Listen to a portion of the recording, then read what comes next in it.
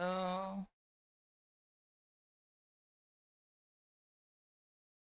How's it going?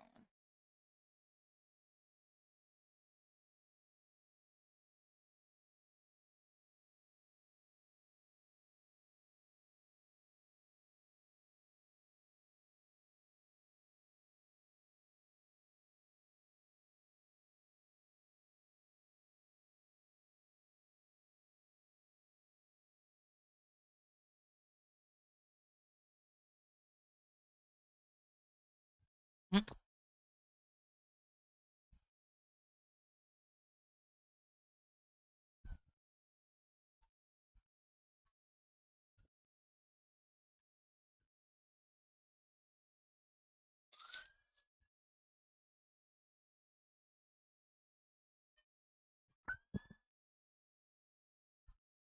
Just about getting into the game.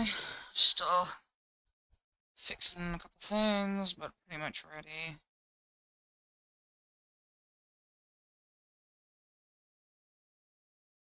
No, I haven't seen anything. Anybody.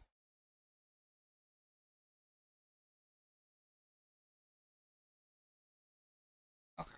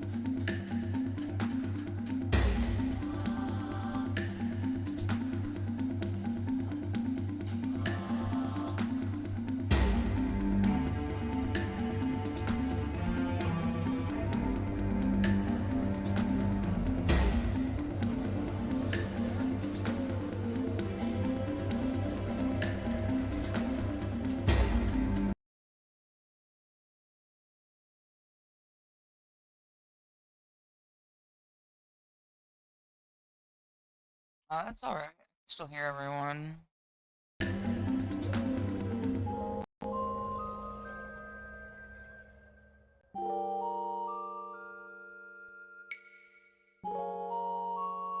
Yeah. I can't get it. Show the window, though.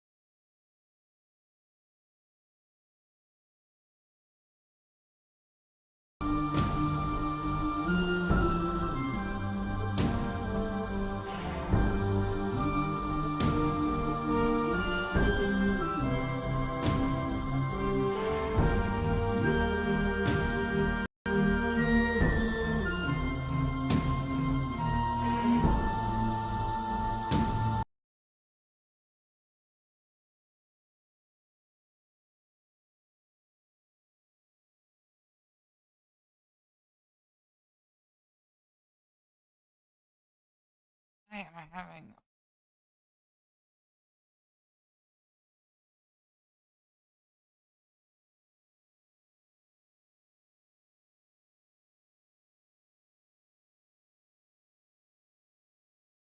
I'm...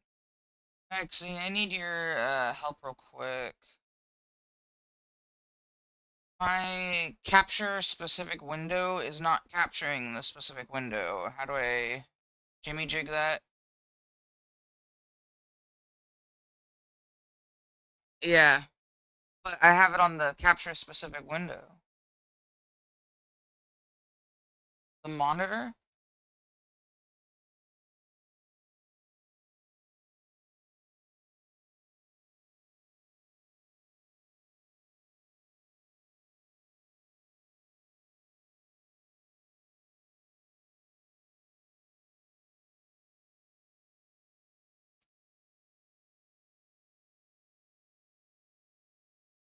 I have the app though. I'm not using Chrome.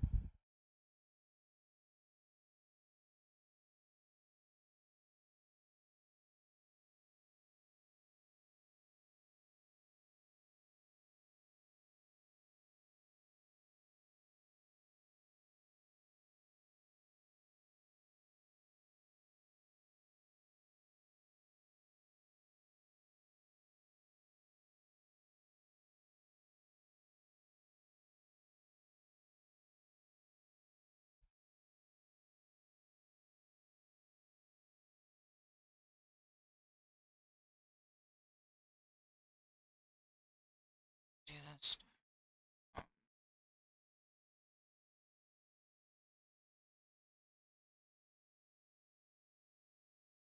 Uh,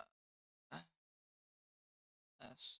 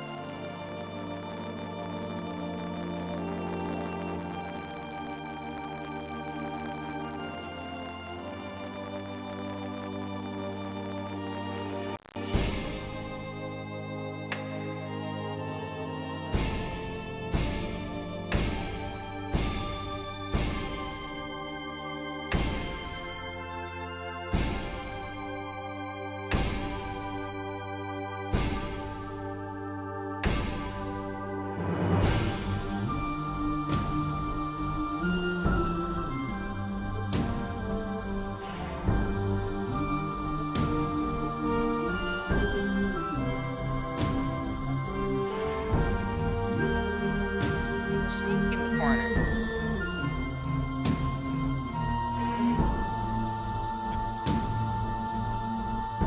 Not reaching.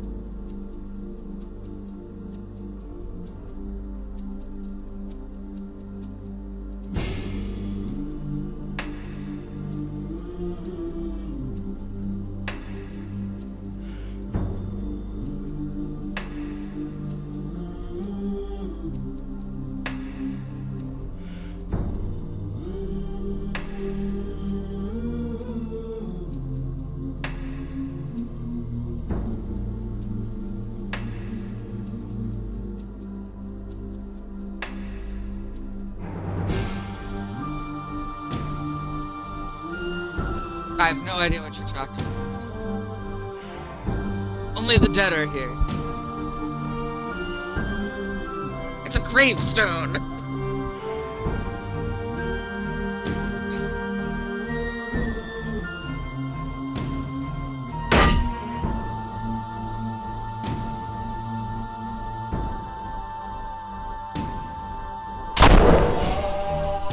I have a limited amount of transformations per day or anything? It's just like a cantrip, I can just do it whenever.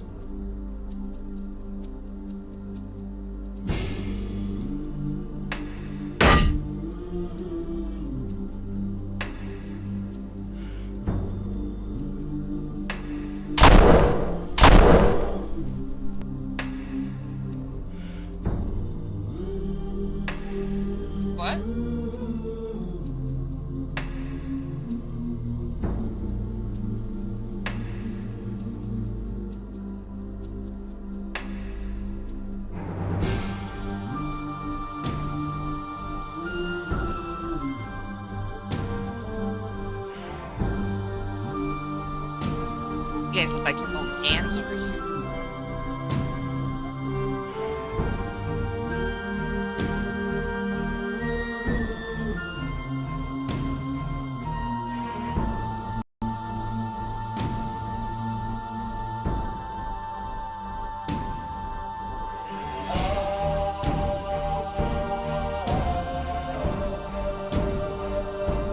You look thirsty.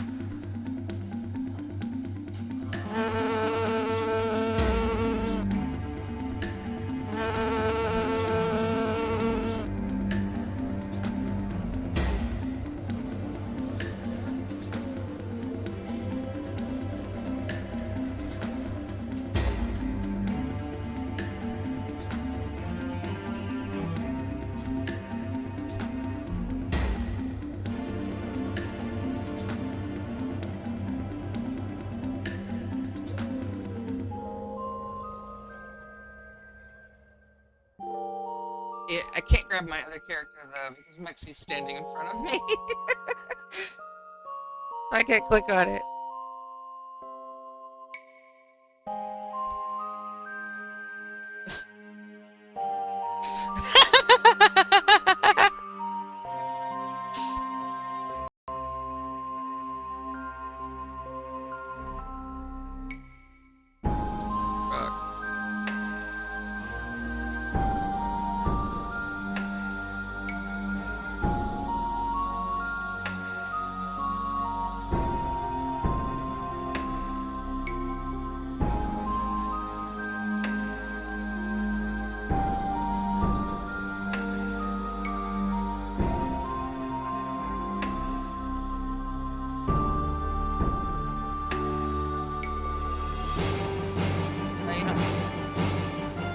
I'm guessing he's hurrying to get here as quick as he can. If we keep bugging him, it'll probably just slow him down.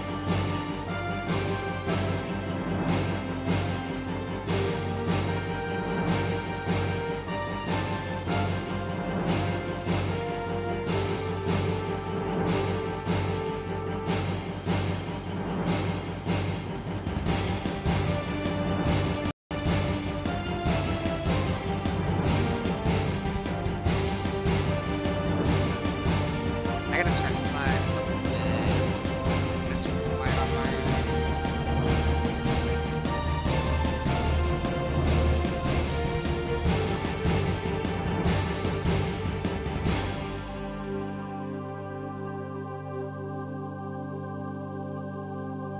I can hear you a little bit better, Clyde. You're still really quiet on my end. Like, the music's not drowning anyone else out, but it's kind of drowning you out.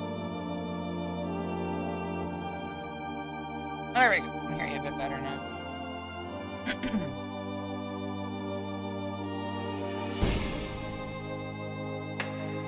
So you gotta chew on it.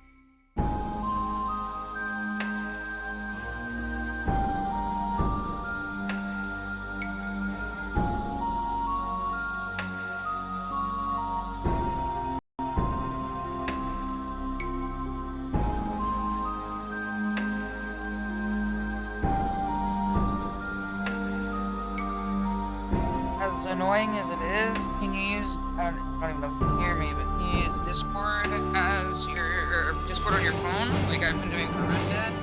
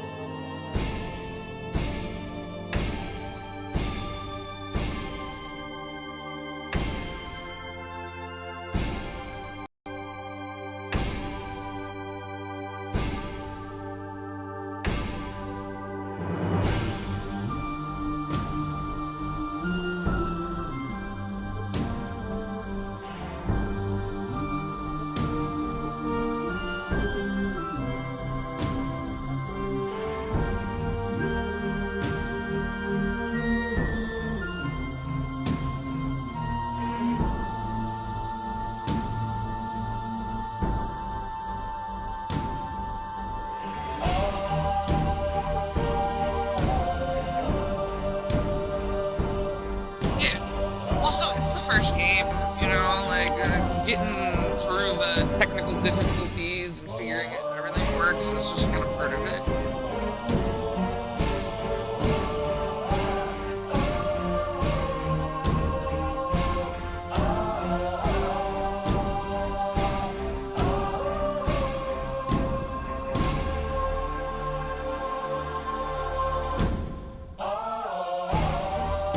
I'm taking this time to go through some of the like emotes and reactions and animations I haven't really saved the second time around yet.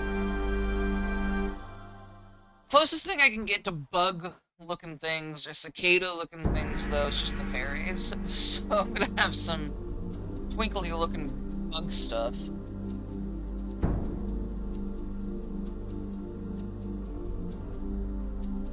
The fairy circle on the ground actually does kind of look like a cicada, like a moth.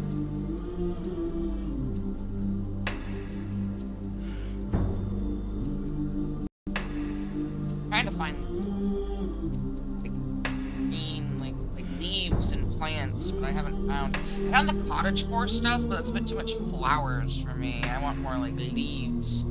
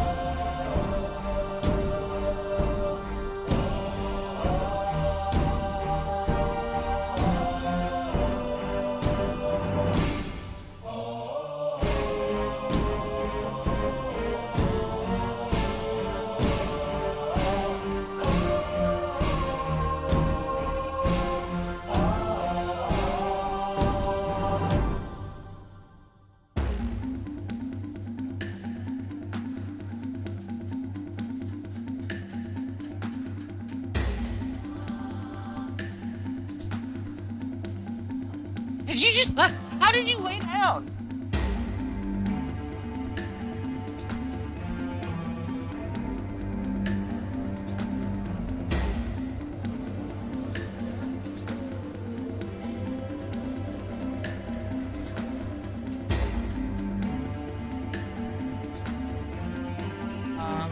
shapeshift tab?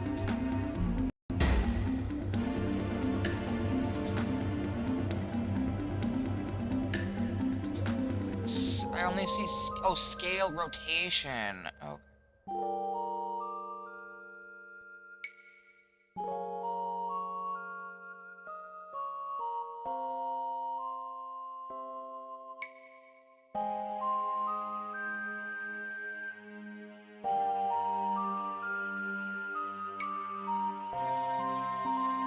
Stand on your...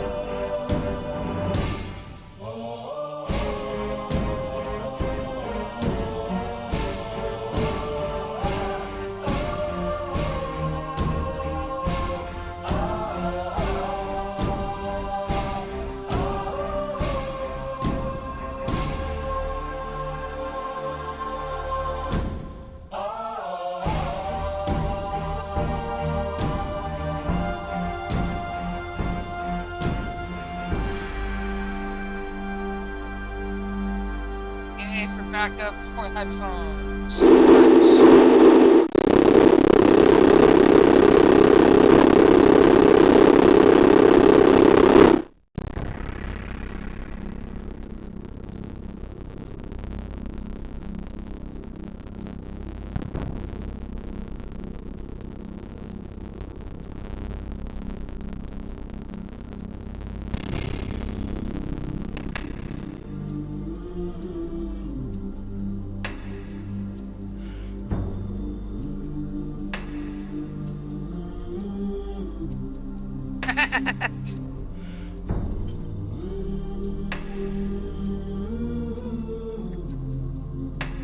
Oh. That would be hilarious. Ronan's just torturing all our ears.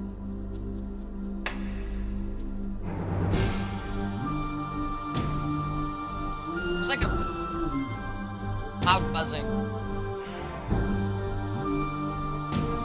Like, if Busby's buzz was turned up times 10 and was, like, a continuous groaning instead of just a quick buzz.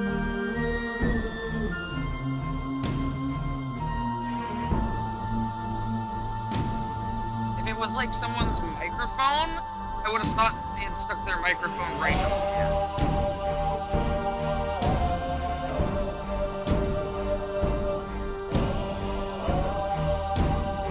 Some green stuff, I got some music note stuff, I got some little reactions. Should have some stuff saved.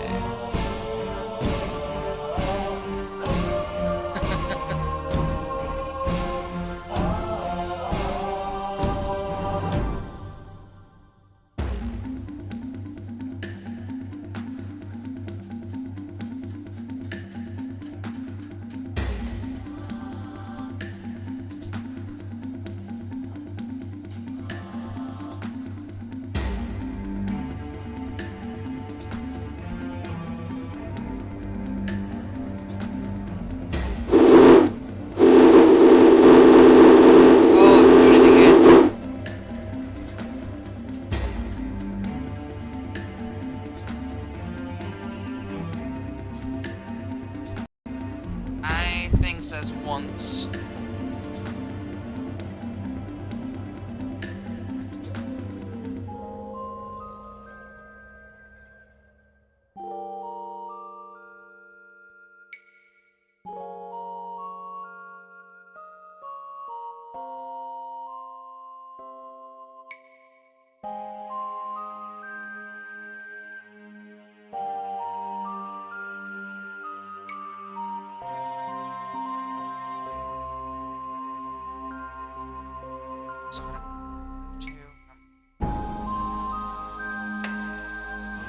Keep forgetting what to, there we go, click on the purple thing.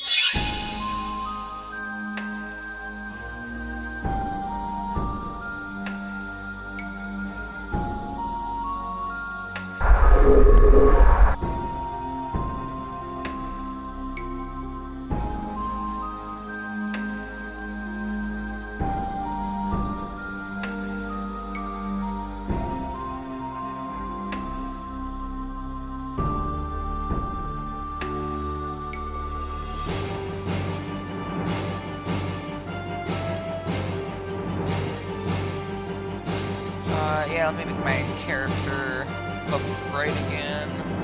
Get out from under this bench.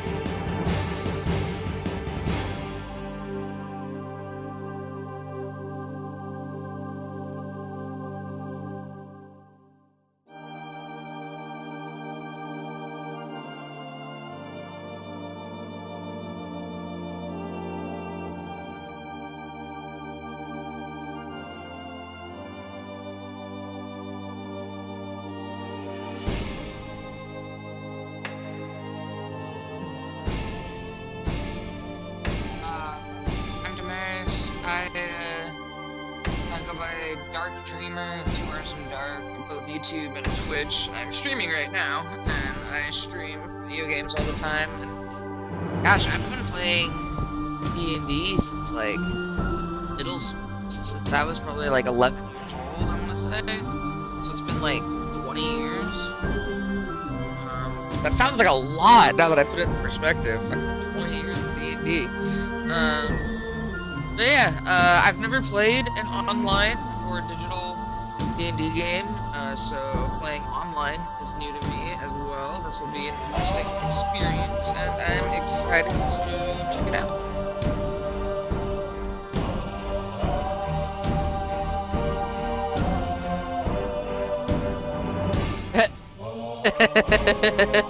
I do.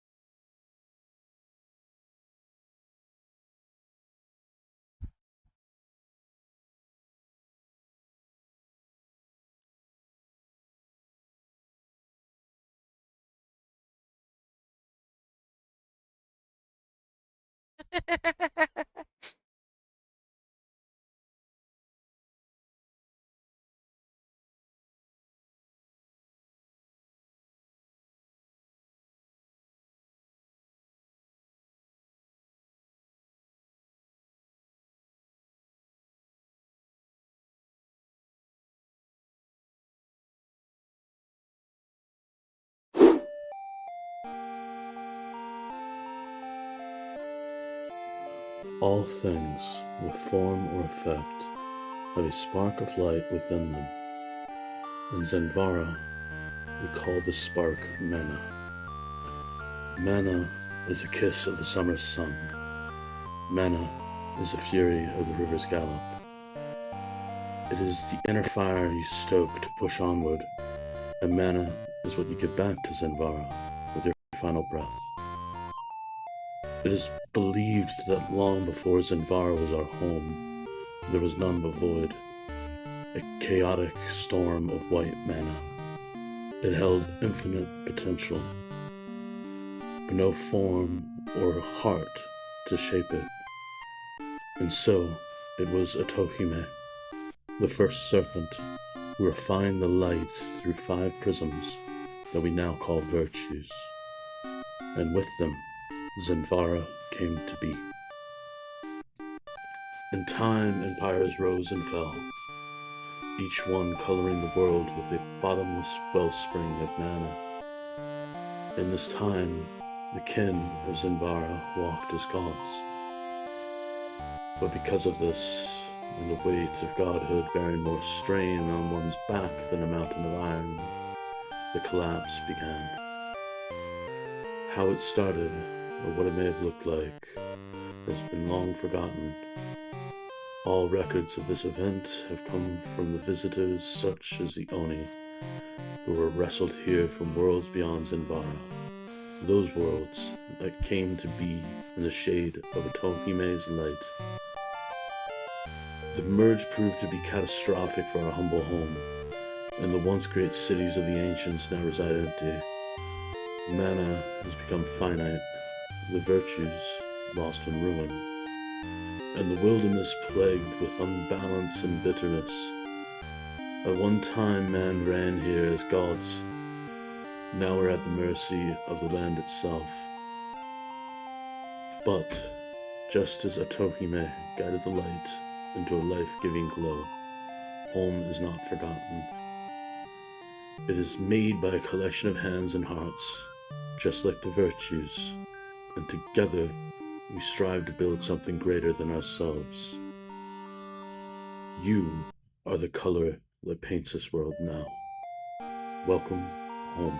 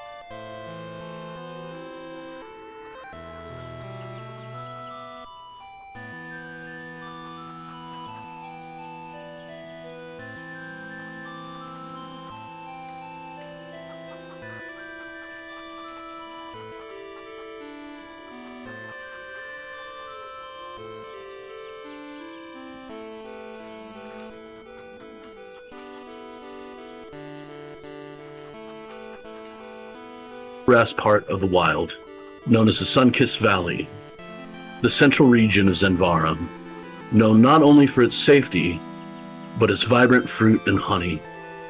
Its cool waters of the long river refresh, and the gentle sun warms even the coldest of dispositions. Much like the legends of the collapse, legends of the very existence of the Sun-Kissed Valley have been spoken on the lips of hopeful adventurers for a long, long time. Upon a grim shade and in the forests, jungles, snowdrifts, and lake depths, one can find their bodies blooming with local flora, having never reached the valley's embrace. However, not all have failed on this quest. has survived out in these golden fields for the past 70 years. 70 years ago, settlers from high country loaded their wagons and traveled south on treacherous trails with naught but a sack of radish seeds.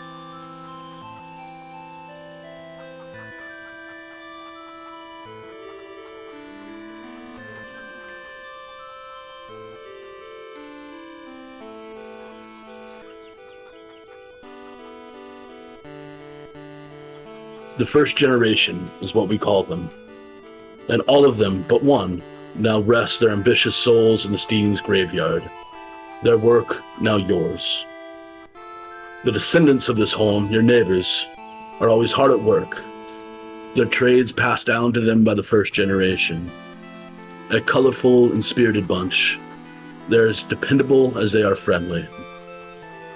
Now, as the golden sun dips between the horizon of the sun-kissed valley, the legacy of these brave pioneers rests squarely on your hands. What is your name, and what do you look like as you stand ready to write the next chapter of this Steading's history? And I would like to start with Damaris. Why don't you describe yourself there? Well, I am a Kodam. I have no gender. I have no genitalia. I have no way of reproducing. I have been born from this earth, and I am one of the forest spirits that probably are rarely seen, because we hide from most people. And even when you go in the forest, you see traces, and they might mess with you and play tricks on you, and some might even guide you through said forest, because we are just weird and unknown like that in our ways. But yeah, other than that, my appearance is mostly covered. I don't have a lot of it showing. I am a bard, and I have some unique characteristics and instruments, which you guys will see as we play. My name is Nononida, and I have a companion bee named Buzzbee. And yeah, I think that's about it for now. Alright, moving on up to our resident Oni. Why don't you tell us about your character there, Nick? I am Jugo, an Oni not of this world. I was thrown into here by the schism. I am a son of one of the last few the clan of marshals. My father, who originally came here underneath his father post the schism. I am a 8-foot-tall, horned individual, blue in skin tone, red in tattoos, red in eyes. And I am but one of many clans that reside around this world. I love it. For now. And so you know, and the rest of you as well, Jugo's father is one of the few militia that guards the outer edge of your steading. He typically sits out there in quiet contemplation, polishing his firearm, and keeps a keen eye, watch, and the rest of you safe. All right, moving on to Andrew. Would you like to describe your character, and who are you playing? Hopefully I can maintain this. Hello, my name is Ezrin Asterville. I am of the Order of the Archivist. I am not originally from here, but I had traveled here with my mentor long ago, and once he had decided I am able to do my job on my own, I thus have begun my work for the Order. uncovering the lore, the past knowledge of the people who have long since left this place, and to help preserve the knowledge and aid the future of this planet. You see, standing tall, not as tall as the Oni over there, but about 6'6" or so, broad chest, wide shoulders, generally wearing like blue with like yellow or gold trim clothes and armor, and a kind of magical looking circlet, tiara-ish, like whatever around the head. Well-kept hair, nice trimmed long beard, someone who does like clearly take care of themselves.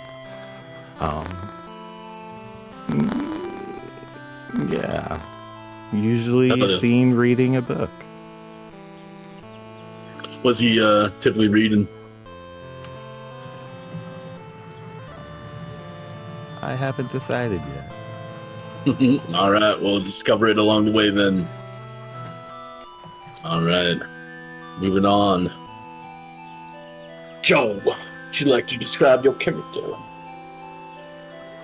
Yeah, still trying to find my character's voice, but for now,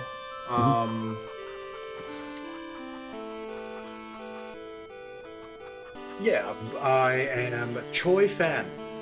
I am a Fey Ren of the Blue Crest clan, and my clan has been at war with technically two others, but mainly one, over old ancestral plights and reasons, which has left me and the remnants of my clan to wander around, find new home, and see what we can do in order to gain our strength and honor back. Choi himself, a little more relaxed than he should be in the midst of a clan dispute, but is more, I guess, more interested rather in exploring the world, finding what's out there, but not to leave his purposes with his clan behind. Always relaxing with either a drink or a smoke in hand, but always ready and always willing to lend a hand to either those in need or those of his clan. He smokes drinks and has a gun. He's so cool. And shades. the He wears cigarette with the sunglasses gun. at night. All right. Moving on over. Clyde, would you like to describe your character? Yeah, I'm playing Reika, the musical luminary. She hails from the north, from the mountains, from a sect of old worshippers of the moon goddess Orihime.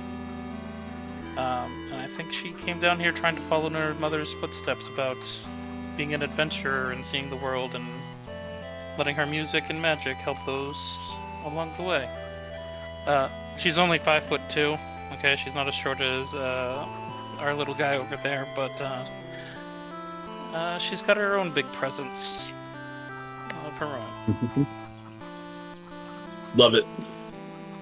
So you guys are all residents in what is known as the town's old guild hall. This was the building, and you guys are now on free movement. This was the building that the first generation used to conduct their meetings, basically to discuss politics and figure out the direction that the town should move forward.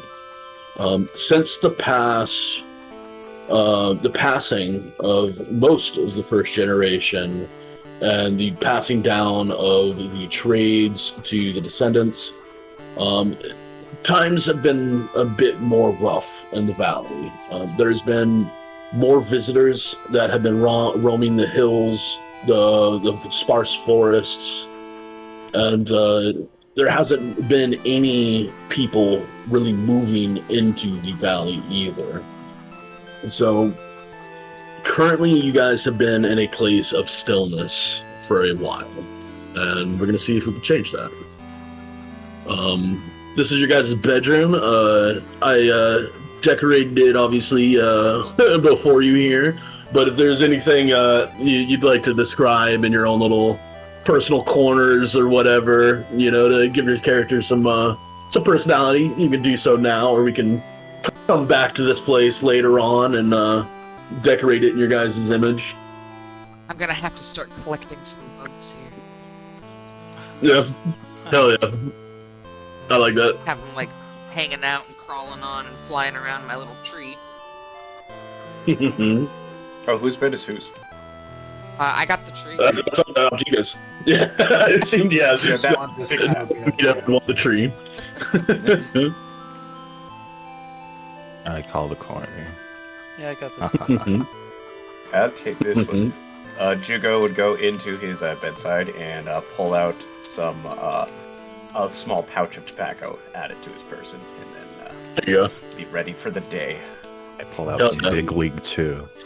go. You have I two collect smokers a- in the party. Interesting. No, not like to. Oh yeah.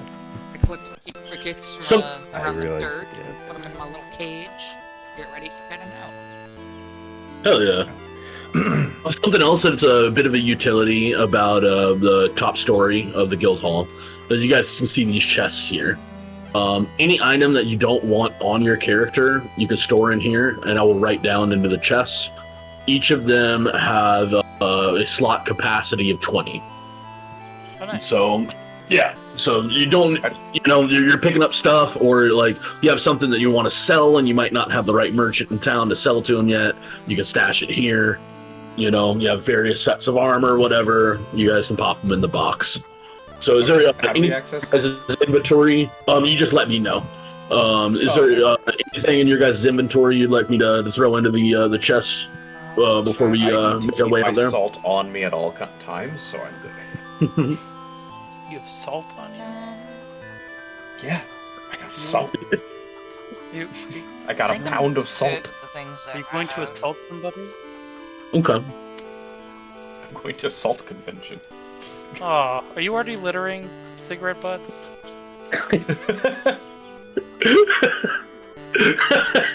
No, that can't be me. It's got to be the Oni. I can literally see a cigarette in your mouth. I just lit this one. I just got a pipe. That's all I have. Is there anything you'd like to stash away, Ezrin? No. Alright, I assume the rest of you, there's nothing you guys want to stash away yet? No, yeah, no. At least not for. Ready? We're good. Cool. Alrighty. Oh, I'm in a wall. Oh no. Oh. It's already done. You'll be So slithering. I must give a mouth to mouth. So the sun rose not too long ago. It's always a noisy morning in the valley, with the various livestock in Velko and Nada's ranch that you are not too far from. But this is your kitchen, living room, place of downtime. When you guys decide to improve the town or research various things, obviously a lot of time you'll be spending is in here. This is another room that throughout the game, if you guys find various items or something like that you'd like to add or decorate to this room, feel free, because this is your home. I think I need a high chair. Isn't that what this one is right here? Yes. Is this Little stool. Pick that up.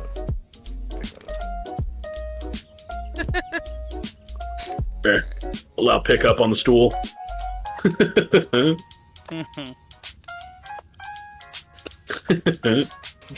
Pop a pillow down there for you, maybe.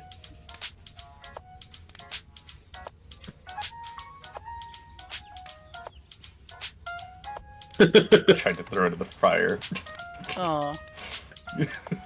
Don't burn our stuff already. That's later in the series. Yeah, when they attack the village. You know. Alright.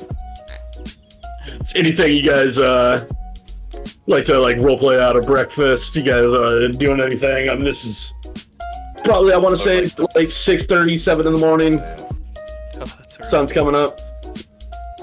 I would like to play some cards. It is the morning. We may as well relax and remember it. Yeah, as racist to birds, I'm first up. And so I believe You're I believe first. Choi would be... Yeah, early bird gets the worm. Oh, I would also think I would be up early, so it Alright. depends on. Yep. Would you like to help me with breakfast then? I first have to make myself a cup of tea, a nice strong black tea in the morning. I also have I a love it. strong black drink. Is it So you, alcohol? It's an you Irish coffee. wake up. You need to stop drinking for your health. I'll stop drinking when I'm dead. Judo? That is true. Judo? How do I roll for my first hand? That is an interesting one. I mean, what you could do, what were you two playing cards over there? Yep. Yeah. Okay, yeah, we'll come back to you in a second. I have an idea for that. Yeah, let's finish up your scene of you guys cooking Choi and Ezrin, and yeah, we'll do a card game real quick. Join. So you guys are making some tea and whatnot. Yeah. Make What? sure- I feel like I would know what Kodamas eat if they do. Do they eat? I'd imagine. I never thought about that, but I'd imagine I might avoid meat and eat mostly like forageables, vegetables, like nuts, berries, Oh yeah. natural stuff. I mean, I was born of the earth, so I mean, even that seems cannibalistic to me, but I don't know. Probably Just avoid rub animal. berries on your face and absorb it. I absorb sunlight. I am a flower. I place a plate of dirt in front of them. Earthy. I rummage through, I pick a worm out of the dirt, and I pet it and put it on my shoulder. Oh, raisins. Love it. All right, let's try you guys' card game then. What I'm thinking is that all that is playing, roll a d20 and add your luck value. Ooh. Okay, I need to get my... Whatever your current luck is at. The luck value, okay. Roll I d20. think mine is 3. Oof. Okay, yep. So we're gonna do Oh. d20. In the roller, can you add like plus something? Yeah, it's the arrows underneath the die. I got a total 10. Cool. Alright. Ooh. 13. That's more than 13. Nah. So we see Reka there, sharking you up with some cards. Like, I assume we're playing like Texas Hold'em or something, so she's kind of just like rubbing her chin, being like, what does it mean when it's all in sequential order from ace to 10 and they're all the same suit? That's good. I If you don't know guys what put that down- actually means. Any coins? I put down a couple of pebbles and one shiny rock. I match your shiny rock with one of my moon rocks. On table, I place salt. Very good. 1 pound Seems like- of salt. Reika clears it all because she wins. They're like, oh, very good. One. More rocks from my collection. Wait, Did you just lose your salt, man? Yes. hold on. You knew this was Wait. coming. Yes, Hugo. But I was at least above average in confidence that it would be okay, that I would win. Let's try one more. One more? Okay. One more. I can get my salt back. Place I down will another remit handful your- of pebbles and 3 shiny rods. I place a candle on the This table. morning, is Choyer Ezrin joining this morning card game? I do not. Oh, you're being looked over, but 20. Hey! For 23! No! So you guys It's a 21, but a 21, but it would cost. just so you guys are aware, real quick, with roles in this game, basically just wait to roll anything unless I ask you. That's just kind of how Vagabond works. Okay. So yeah. Just because I don't like if I'm looking at something else on the other side of the screen, I'm not seeing any of the roles unless I have the chat pulled up.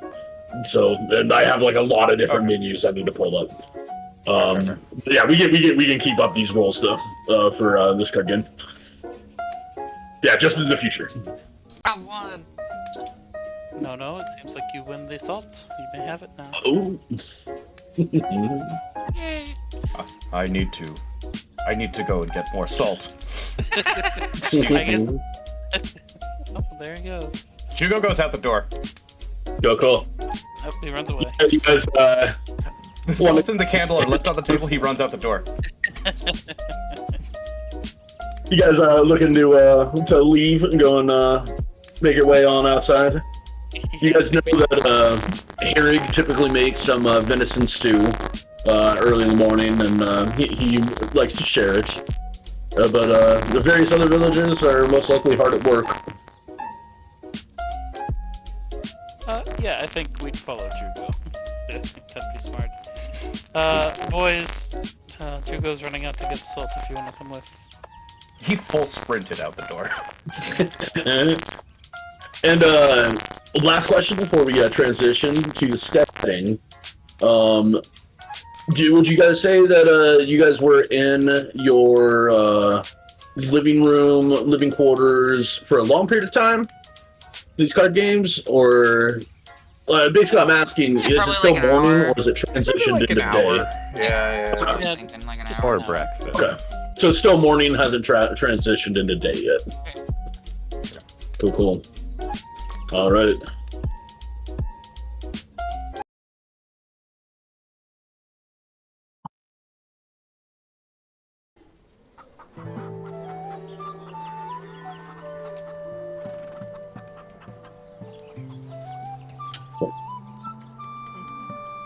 Taking a moment to load for some reason.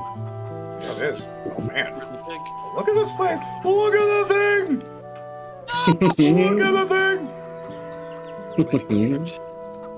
Okay, hold on. I forget myself. Oh, There we go. Forage, lodge, farm. There we go. What's this? Oh, nice. So as you guys walk outside, it's a beautiful sunny day, very few clouds, and you see Velko's faithful companion, Sasha, waiting outside. No, friends. See, Sasha runs on up to you. I assume that you guys probably have a very friendly relationship, you being a nature sprite and whatnot. And yeah, Sasha barks and pants and wags his tail and drops his bone down in front of you to throw. If I can. Oh, why doesn't that? Oh, there you go. But as you guys can see, yeah, the town is pretty big. I set up these signposts here to figure out, like kind of your lay of the land. If you're all on the quest for salt right now, most likely the only person that might have it is Herrig. You guys don't have, just for keeping his meats, fresh and whatnot.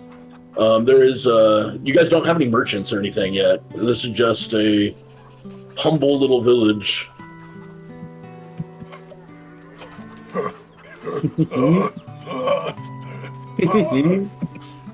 Slow down there, bud. As you guys walk by, this old tree right here has been around since the first generation. It's slowly been wilting, and no one really understands why.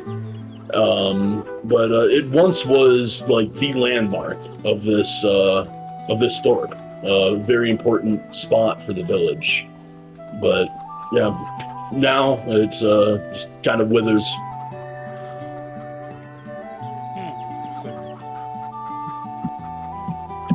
Fix that.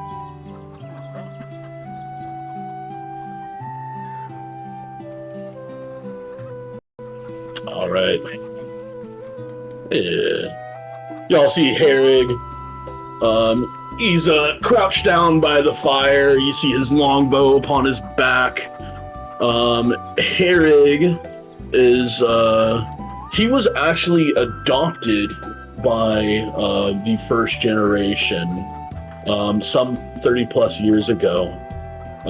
He was just some child that was surviving out in the forest by himself, and he was brought in by Orin the Tracker and raised up to be a hunter.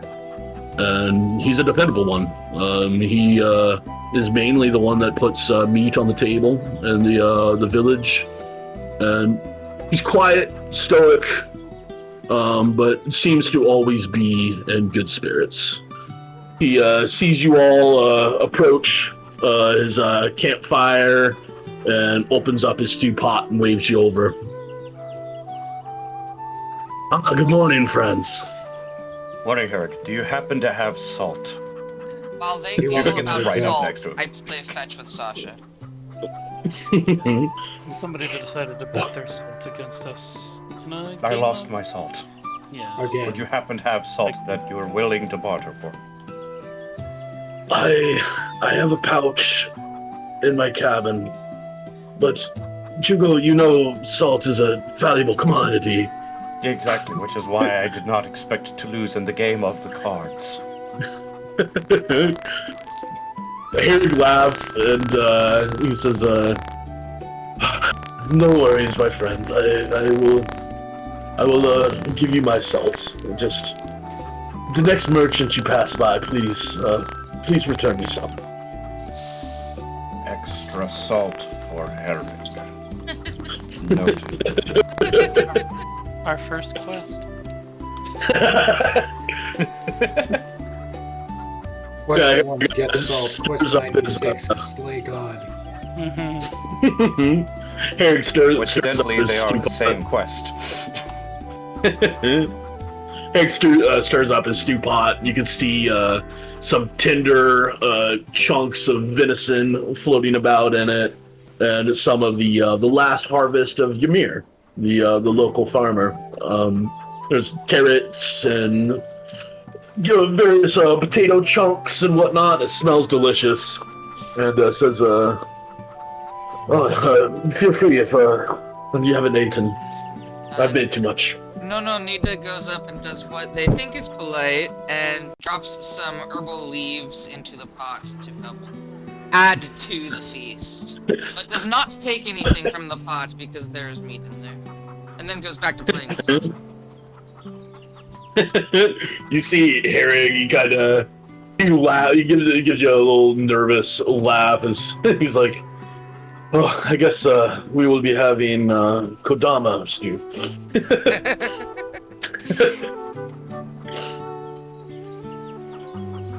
My friends, I know that it is early, but I was wondering if you might do me a favor. Sure. Okay. Sadly, I've irritated Ymir. She, you know how she is partial to the town tree. I feel like it is time to let it go. It stands there as a danger to anyone passing by, and I feel like the dead tree is also a bit of a, how do you say, a negative impact upon our village. It brings people's spirits down looking upon it, and I would like to be rid of it. But Ymir, you know how sentimental she can be. No pipes up and says, "Heal tree? Heal tree." I feel like the tree is long past being healed, but if there's anyone in the village that would know how to heal it, it would be Ymir. If you go to visit her, do you mind giving her this? And he pulls out a vibrant red flower. Drops down. Please don't tell her it's from me, though. She's already irritated enough. I will absolutely tell her it's from you.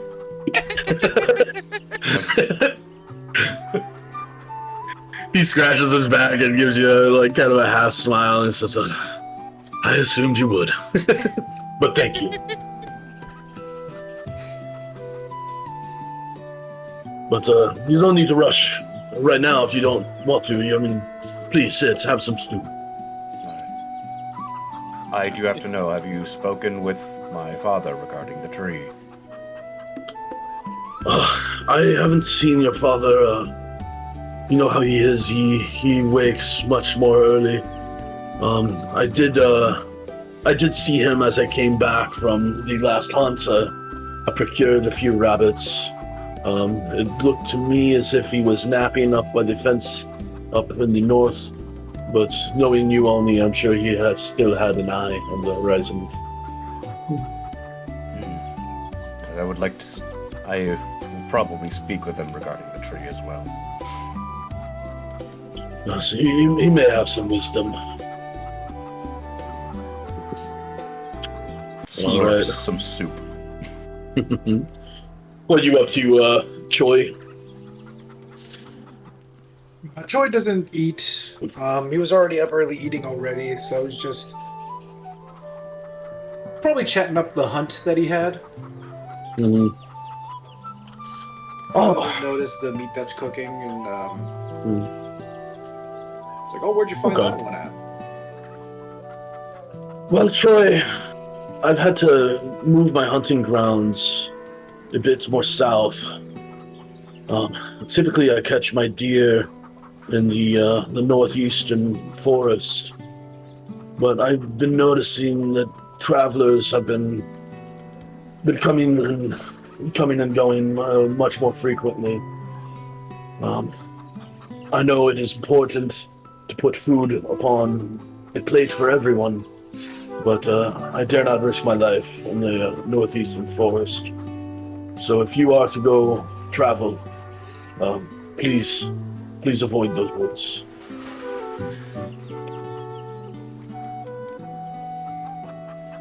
You said that was northeast? Yep.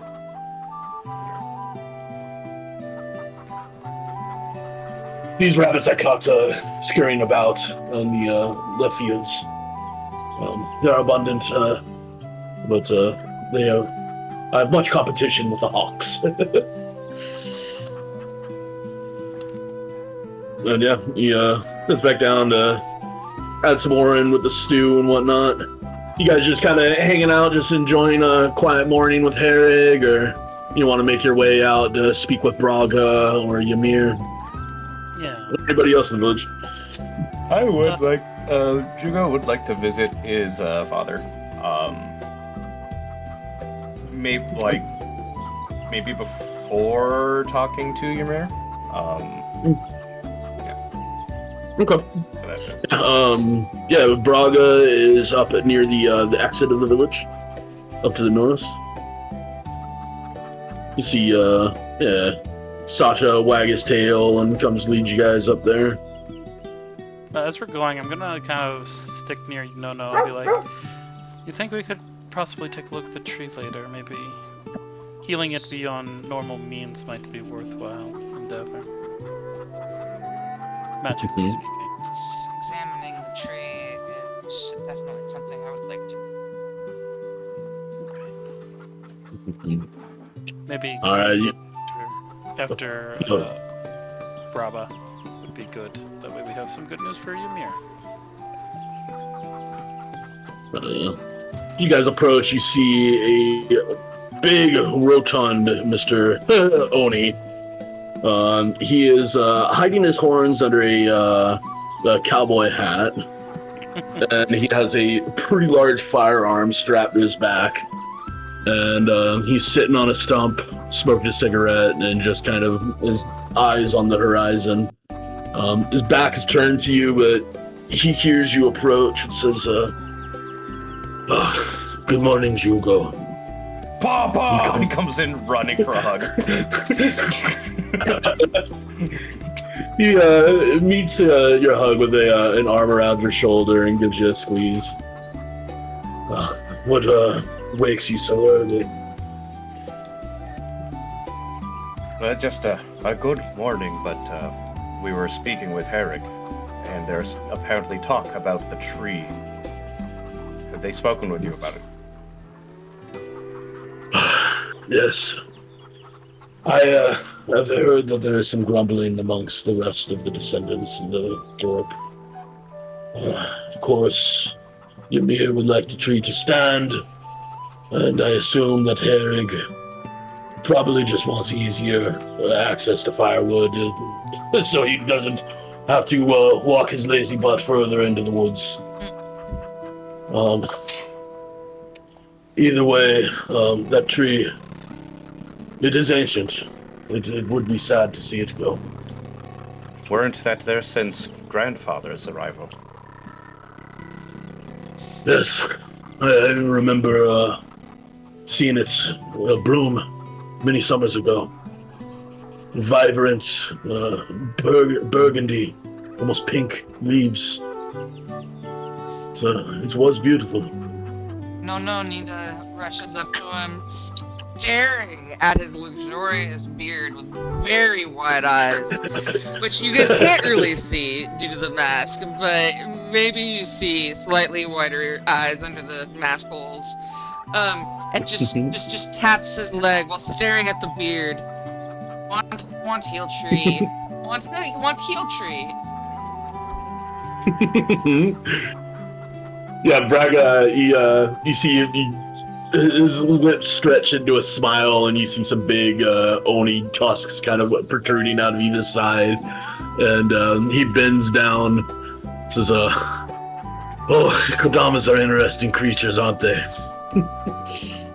Yes, they're put surprisingly good at a couple of cards. little flowers and leaves in his beard.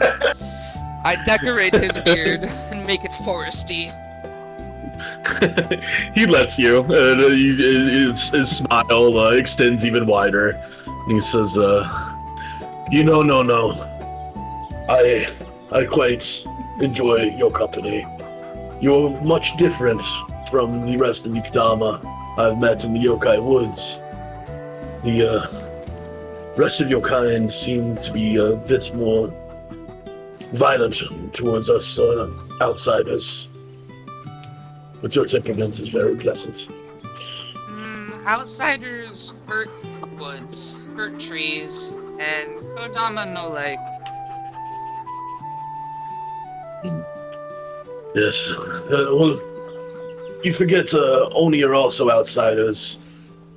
We don't intend to hurt any trees, but I don't gripe your people for mistaking us to be among the more unpleasant outsiders. Kodama's secretive, but Kodama alright. If you nice. He gives you a pat on the top of the head and stands back up and says, why do you speak about the tree? You have a look in your eye like you want to do something about it. Well, we've tried everything under our powers to fix it naturally. Possibly look into it from a more magical standpoint. Well, I have a feeling the one person that would know would be Ymir. She is the daughter of Drena the healer, after all. And she learned much from her botanical wisdom. Sadly, any sort of herbal healing that you could do to the tree, though, I'm sure you would not be able to find these herbs here, though. So, such a quest may be out of the question. Gives you a serious look.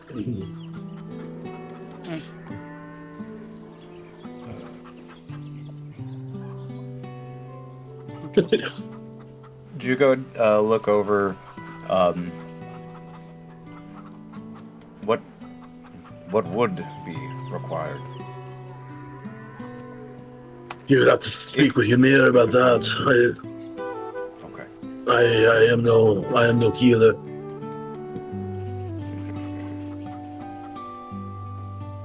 I simply know of the tree. I've had the opportunity to rest in its shade, but I know not how to keep it. And it sounds like we must speak to Ymir. Besides, we have a gift from Herrick. Yes, we have the love profession from Herrick that we have to hand off to Ymir. As a priestess, I could probably be an officiate for them if needed. It is strange that they don't do the courtship dance in order to prove themselves worthy. Is that a Oni thing? Yes, It's like clan of the consummating dancers. The clan of the dancers usually work with those who are professing love to give a dance of romance, if you will. Oh, very good So rhyme. it's strange to see just a hiding flower, but I guess that is how you small ones tend to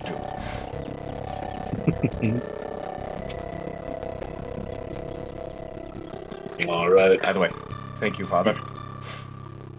Yes, thank Of you, course. brother. Of course.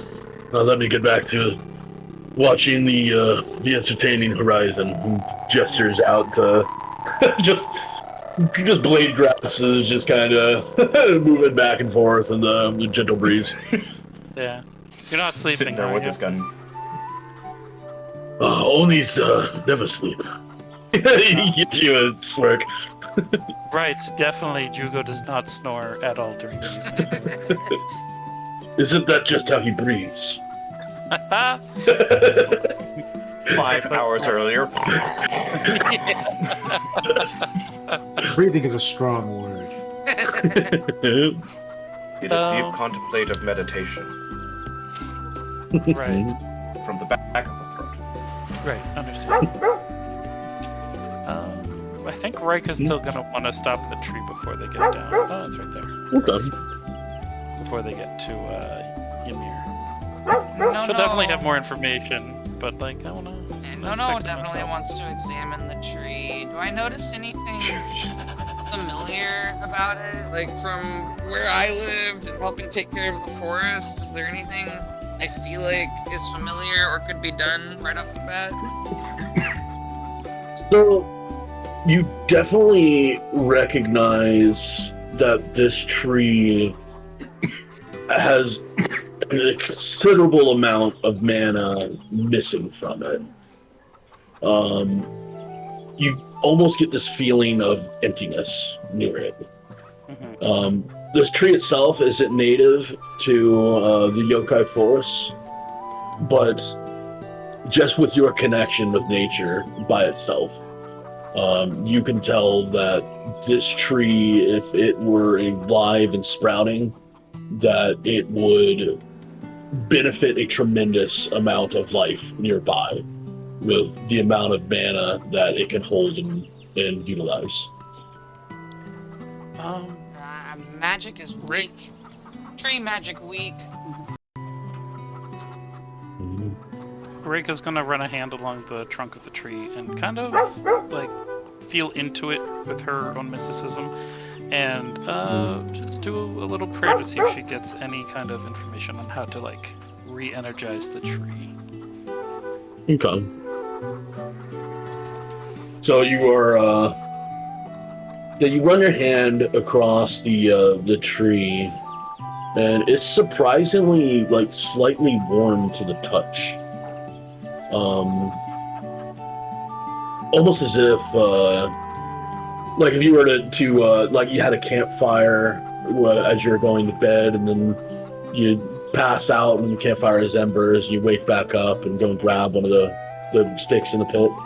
It has almost a warmth to it like that. But the bark, I mean, it looks good. There isn't any ants or anything that are nestling into its trunk. So I mean, it's not dead, but it's not doing well. It's missing something. I mean, other than the mana. But yeah, with your spiritual connections, I mean, you don't really know of anything that a priestess of Tohime can do to bring more life into the tree. But you do notice that yes, it is it is missing its mana.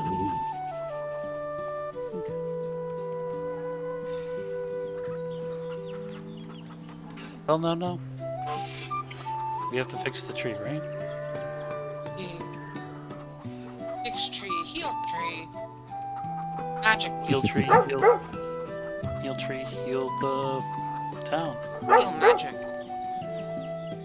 Oh, I'm good at healing magic. Alright. Real quick, God, I am sending a list that to you of plans that I was thinking about for like all the Oni clans. Knowing of these clans, maybe not being a part of them, but knowing of them, would I be able to like glean anything, maybe like something I may have heard from clans about stories of other trees or natural life suffering from like a mana loss?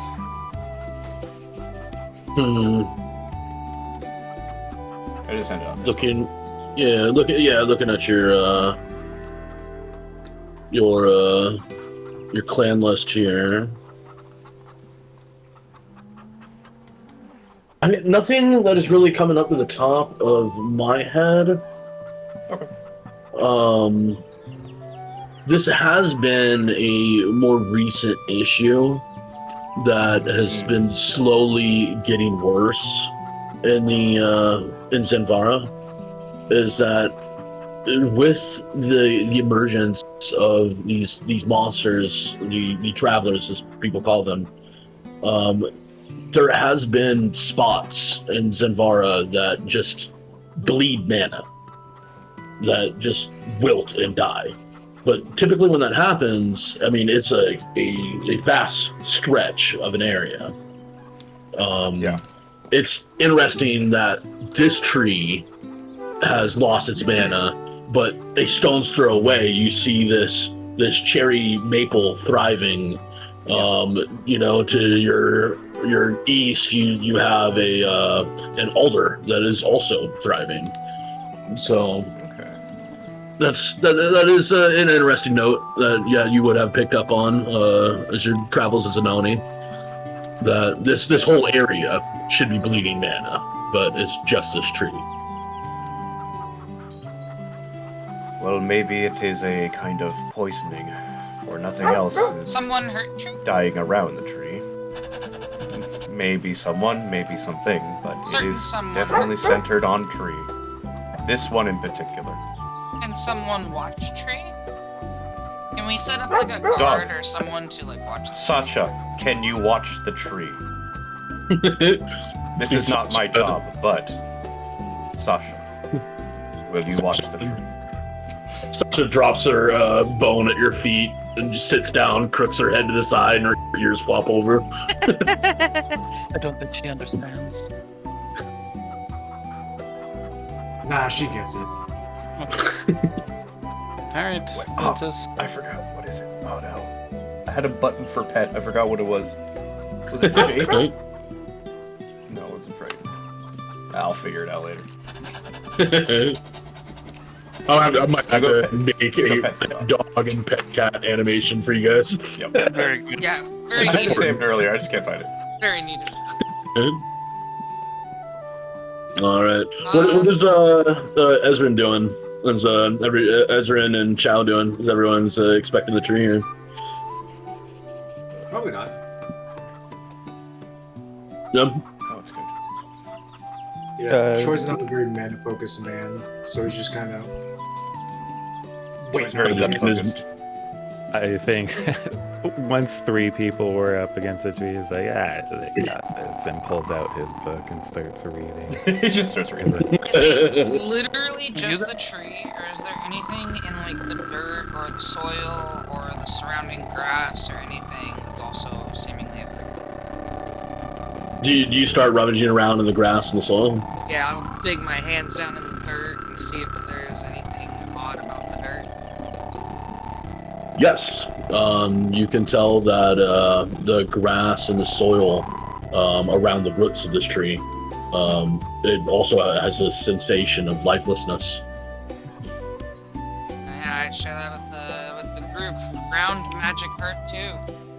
Ground hurt, tree hurt, all hurt. Interesting. Definitely need to talk to Ymir then. I don't know what you found. She'll be very happy for that.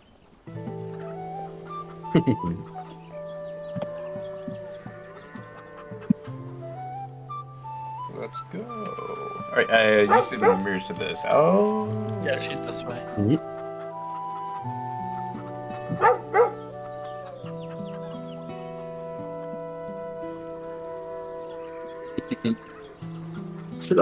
Should I take off the free or the run thing so you guys can run more together, or No, running just fine. have more free run?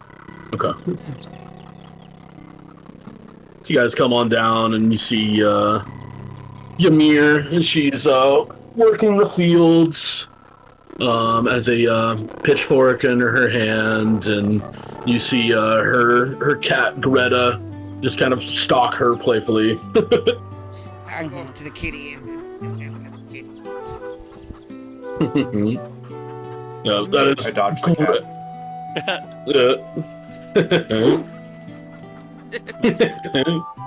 That was funny.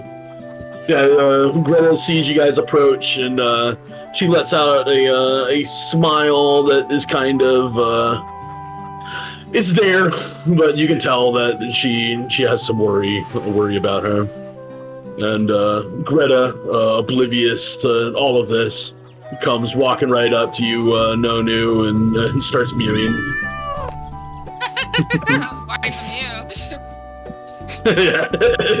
Greta is quite the loud little kitty. Good morning, friends. Hi. First things first, we have a gift for you, Miss Flower. Oh. We see Ymir. She smiles and says, "Herrig, huh?" Yeah, we figured you knew who it was from. Yes, he wanted us to come talk to you about the tree, unfortunately. Yes, he's a good man, but he's a stubborn man.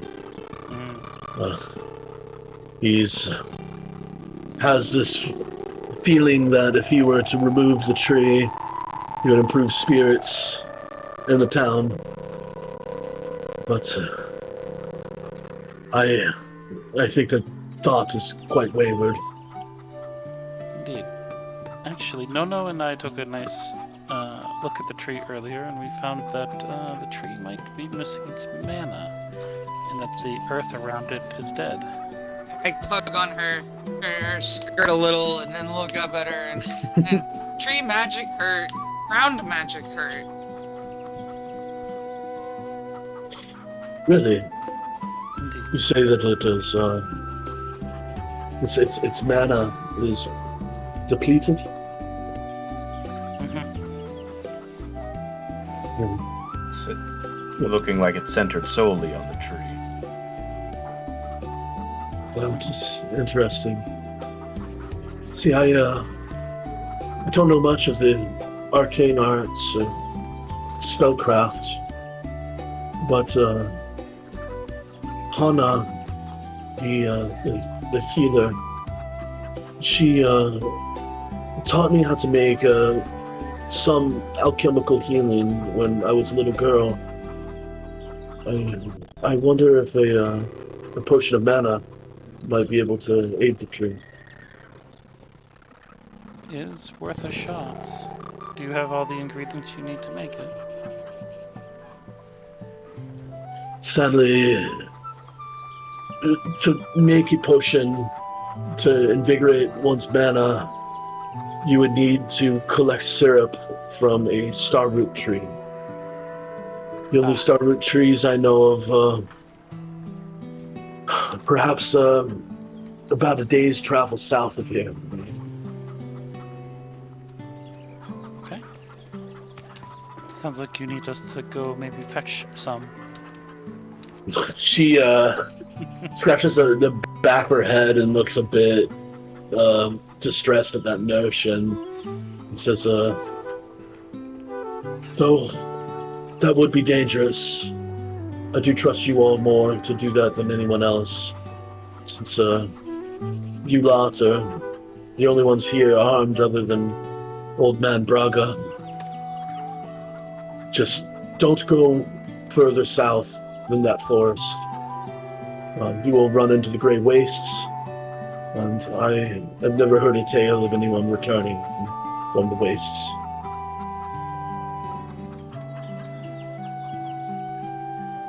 Okay. We can do that. She smiles and tucks a flower behind her ear and says, I will do what I can to get Herrig to at least delay the removal of the tree until you all return.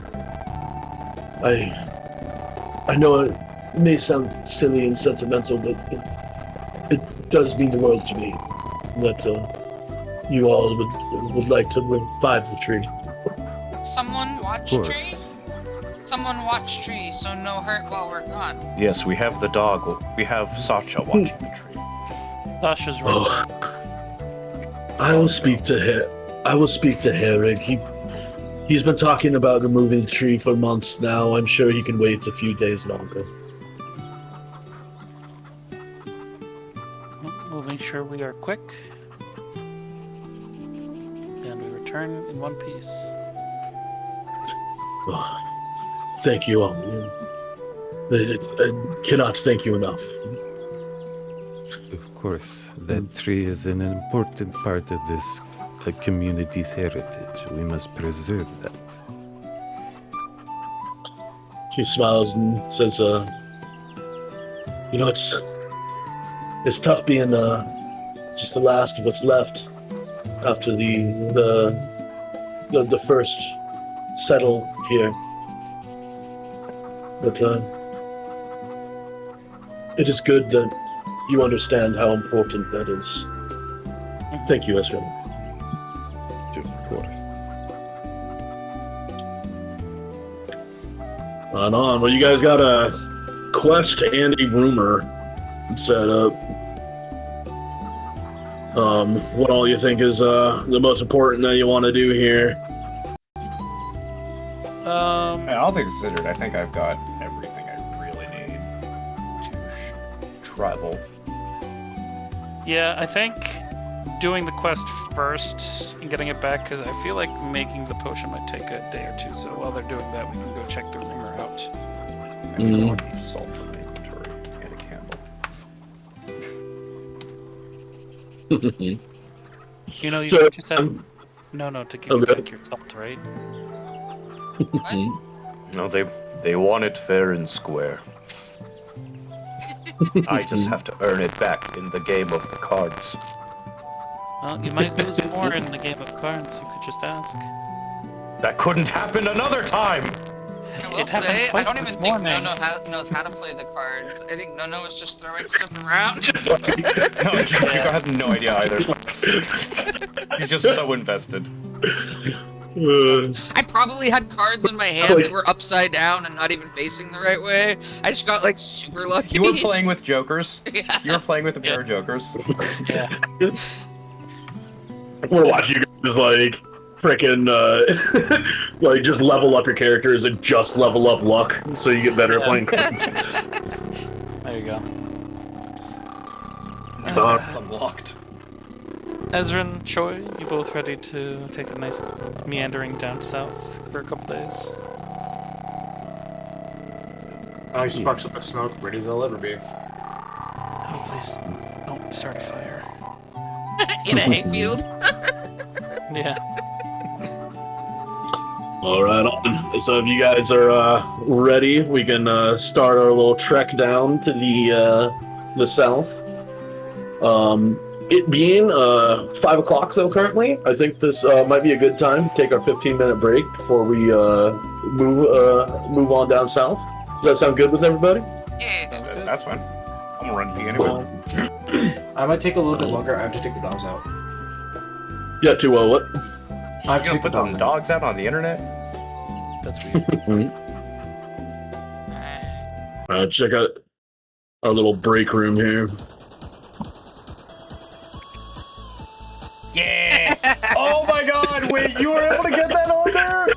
Dude, that's fucking crazy. That's awesome. That is amazing. I woke up in 10 hours of hungover confusion to that. Did you create that little pixelated TV thing? Yep. That's awesome. What the fuck? Crazy motherfucker. I love that. Oh my god. Alright, I'll be back. I'm gonna. Yep. And I guess maybe Andrew and Joe, I don't know if they remember. Oh. This little room was area that we played games in for like Is a that decade. Bear and Mina? Yeah. Yeah. Oh, you're cutting out a little bit. Not a Sorry. lot. Yeah, this is just a game that we all used to play D&D together in for a long period of time. I just wanted to commemorate it. So rad. So fucking rad. Alright, cool. It is 5:05. I'll see you guys back here at 5:20. If Joe, it takes you a little bit longer to rally up, that's all good. We'll just wait on you. How long you think it'll be, man? Oh, I guess you just rushed on out. Alright, cool. Well, I'll see everybody at 5:20. Alright, 6:10. Or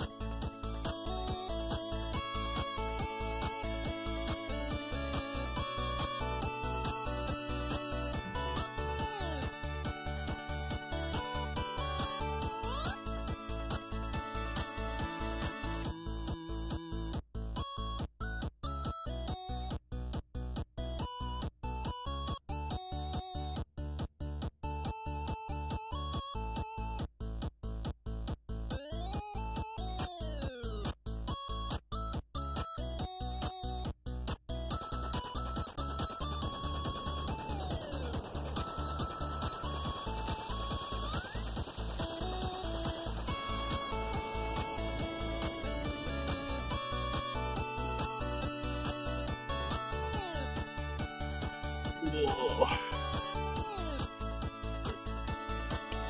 Anyone's still on mic?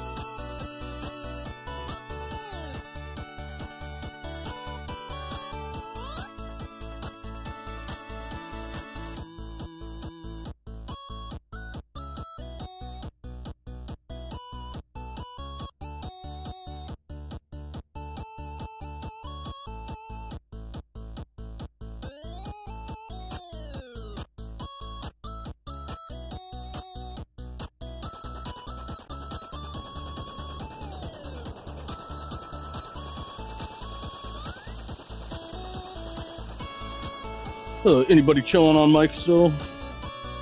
I'm here. Yo, what up? Yo.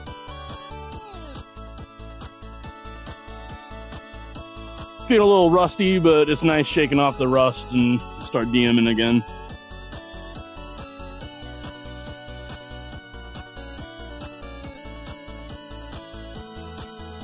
Yeah, I feel that.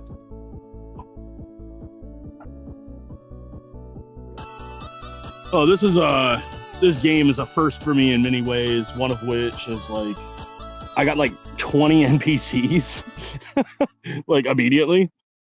And yeah, kind of running it today. I'm feeling like I need to sit down and spend some time thinking on how I'm going to RP each of them. Because I got so many goddamn faces for you guys to meet, and like most of my games, I have like just a couple of key NPCs, you know, and that's about it. But in your town alone, I think you have like 8 NPCs.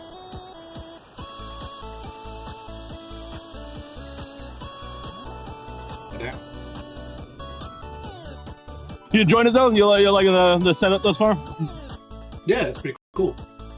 Cool.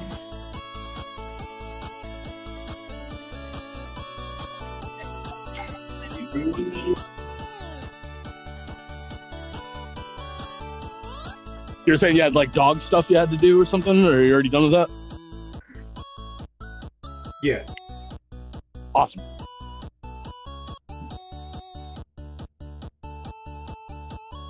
Finish up my smoke, and I'm about to take a piss and hop back on. Be ready whenever everyone else is.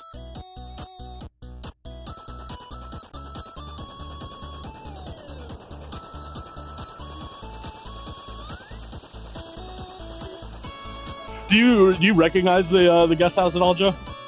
Yes.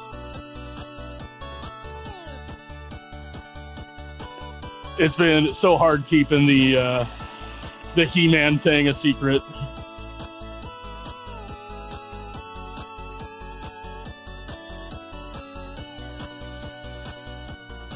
I use like 3 different programs to fucking make that stupid little animation loop to put on the TV.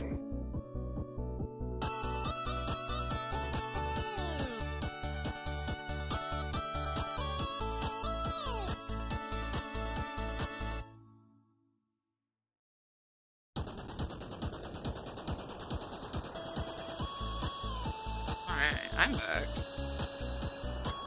Welcome back. I kidnapped the resident Ronin. I'm back. All right, on. Hey, welcome back. Yeah, somebody forgot to have dinner after work today. Ah. I'm not gonna name names. Bro, I'm so excited for that art that I'm getting for Cobalt. It's gonna be good. Yeah, dude, it looks sick. It looks fucking sick. I gotta get some, I gotta convince, Drew to get something done for Doc. Yes. 100%.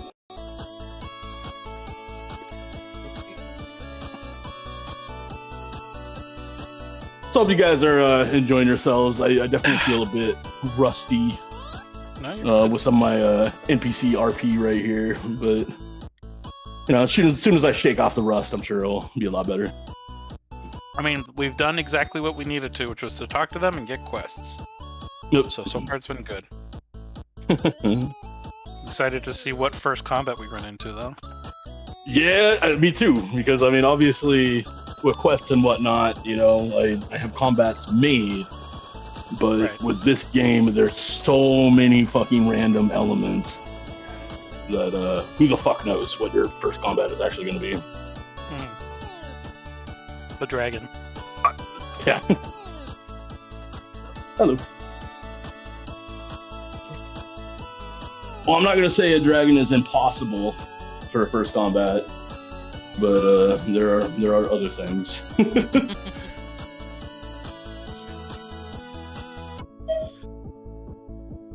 just missed a phone. Right back.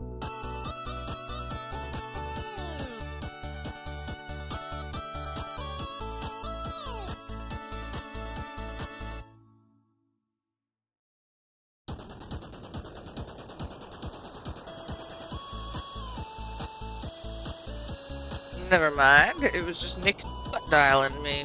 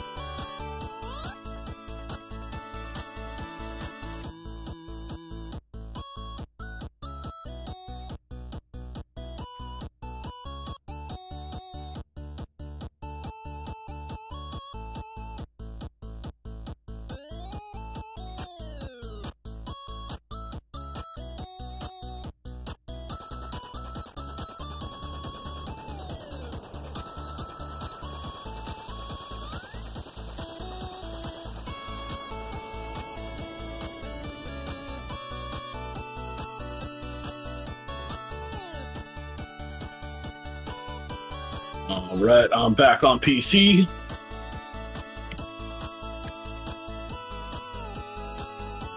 Y'all there? Y'all can hear me? Yeah. Good. So, Clyde, I guess just to fill you in, the little room that you're in right now is a recreation of a place called the Guest House, which was this tiny little squat little hut out in a place in Washington called Clearview. There's a little truck stop town in the middle of the forest I grew up in. And this room is essentially where at least like my friendship bloomed with the various people that you are talking with right now. We'd hang out in here, play magic games, lots and lots and lots of fucking D&D. You can see like the various D&D books scattered all over. Yeah. Fucking partied like motherfuckers, hence the bongs and beer bottles and, and all that shit. That's dope shit. Yeah, the two little dogs outside, that is my dogs I grew up with, Bear and Mina. Mina's the darker one. The reference to what's going on is I would do this thing when we'd all party and get fucking hammered in here and then everyone passes out in the guest house, is that I would turn on my Wii and put on YouTube a 10-hour loop of what's going on and steal the TV remote and walk into my house with the TV remote. The thing is half the time none of us realized the TV remote was gone. We would just wake up off and on and look at each other. Like someone else would wake up and I'd wake up and we'd like barely be able to lift our heads and be like, where's the remote? I don't know. You find the remote. I can't find the remote. And it was just like this ongoing thing of like we had no idea what was going on. Oh, good times. Ugh. Oh yeah, no, I'm sure you noticed I put little Rip on the back of the futon there. Yeah, I saw that. Yeah. Rip was every bit as much of a resident of the guest house as the rest of us. Yeah. Even though he was What's with the bear? not good at catching mice. There is a reference to a story where Ian and I were out here. That bear is literally just there for me. There's a story of Ian and I where we got super fucking drunk in the guest house and we're playing some solo D&D, and Ian just got really paranoid all of a sudden about like that he thought he heard a bear out in the woods, and I am so fucking stoned, and Ian is quite a convincing speaker, that I start believing him. I'm like, there's a fucking bear out there. Like, we're stuck in this guest house. There's a fucking bear out there. Like, we both basically just created this panic bubble for each other. That's really funny. Ourselves in the guest house thinking the fucking bear's out there. Of course, there wasn't. Yeah. Oh, shit. 521. We got a Andrew. We got a Nick. I'll take a as a no.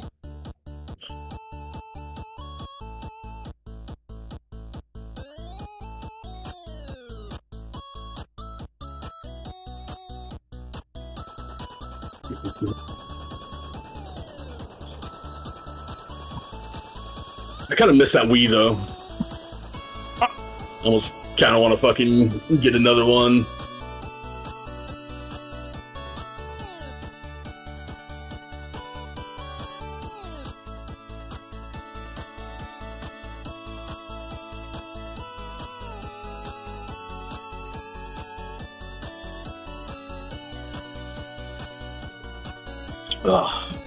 How old are you again, Clyde? 35. 35? Word. Yeah. I am 36, going on 37 in November. And I always forget your age as well, Damaris. I know you're like, what, like 4 or 5 years younger than me? I'm 31, yeah. 31? Yep. Oh, the baby.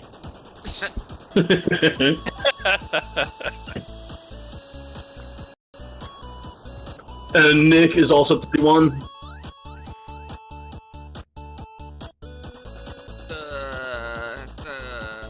Nick's 32? the same age as you, right? 32? I think he's a year or two older. Yeah. Yeah, I don't remember. I know what day his birthday is. I don't know if I remember how old he is. It's funny that we've all been friends for like fucking going on like 20 goddamn years. we don't know this shit.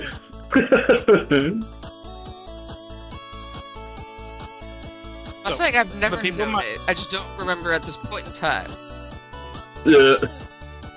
So the people in my house Mm. don't like spicy food, Mm. so they'll buy like mild salsa. Mm. And I'm just like, can we at least get medium? So that's a no. So it's like I just took some mild salsa that we had, or yeah, I just tossed in a bunch of Tabasco.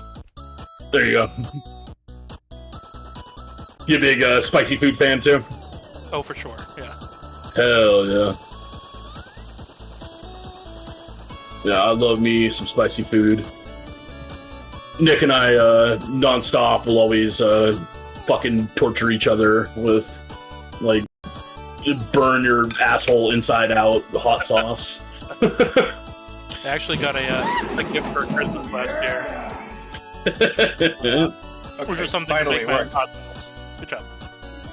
Sorry, I've been here for 3 minutes. BRB. Hi, all good. My voice I was just telling Clyde the stories of the legendary guest house. No, I was hearing it. There was I came in at the bear, the bear scare. Bear scare. But no, also I am 32, going on 33 in a few. Mm. That's what I thought. It was like a you year guys- to 2 years older. Like a year and a half. Basically. Yeah, Joe and Andrew, same age as you guys. Around 31, 32, somewhere in there. Yeah, I turned 31 this year. I think Andrew turns 32 this year. I'm not too sure. He's a newbie back. So Clyde, you and I are the elders.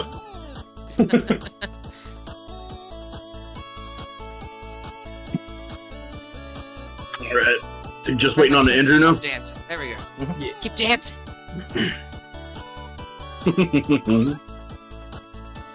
I actually really like the chiptune version of What's Going On. I think I'd be okay with this for 20 hours. Oh no, I'm digging it.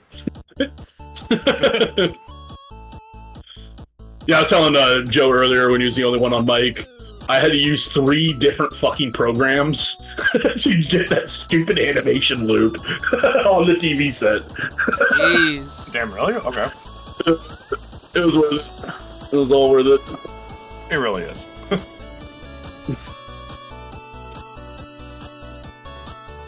They referenced the He-Man meme "What's Going On" video for. They did like a publicity video for the new Masters of the Universe, and it was, you know, the Spider-Man meme where it's all the Spider-Mans pointing at each other. Yeah. They had the original He-Man there, the new guy playing He-Man there, and then they had a cartoon cutout of the animated He-Man there, and then in the background was the "What's Going On" music, and they were all pointing at each other and shit. That was awesome. It was great. I was like, that's a good promo.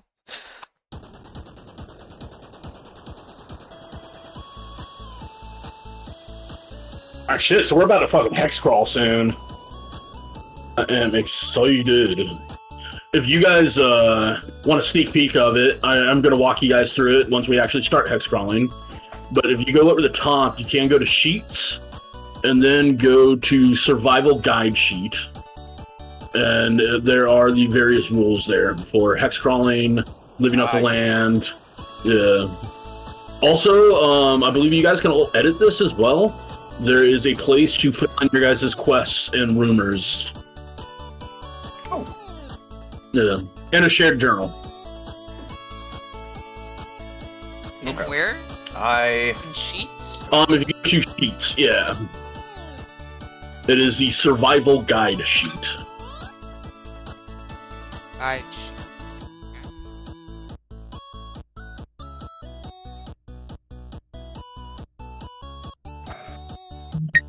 And whenever somebody enters something into the quests, then everyone gets to see that? Yes. Okay.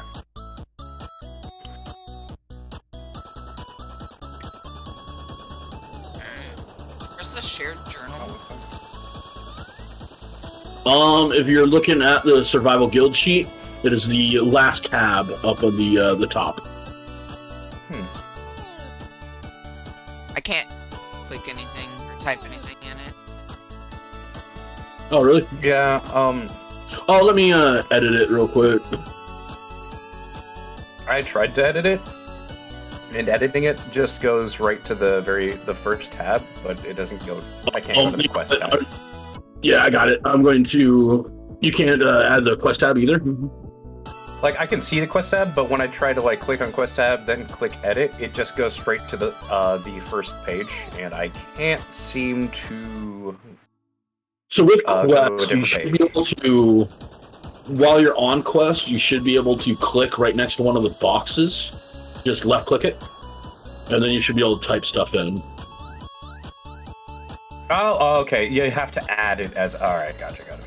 Yeah, and I'm going to change the journal format real quick.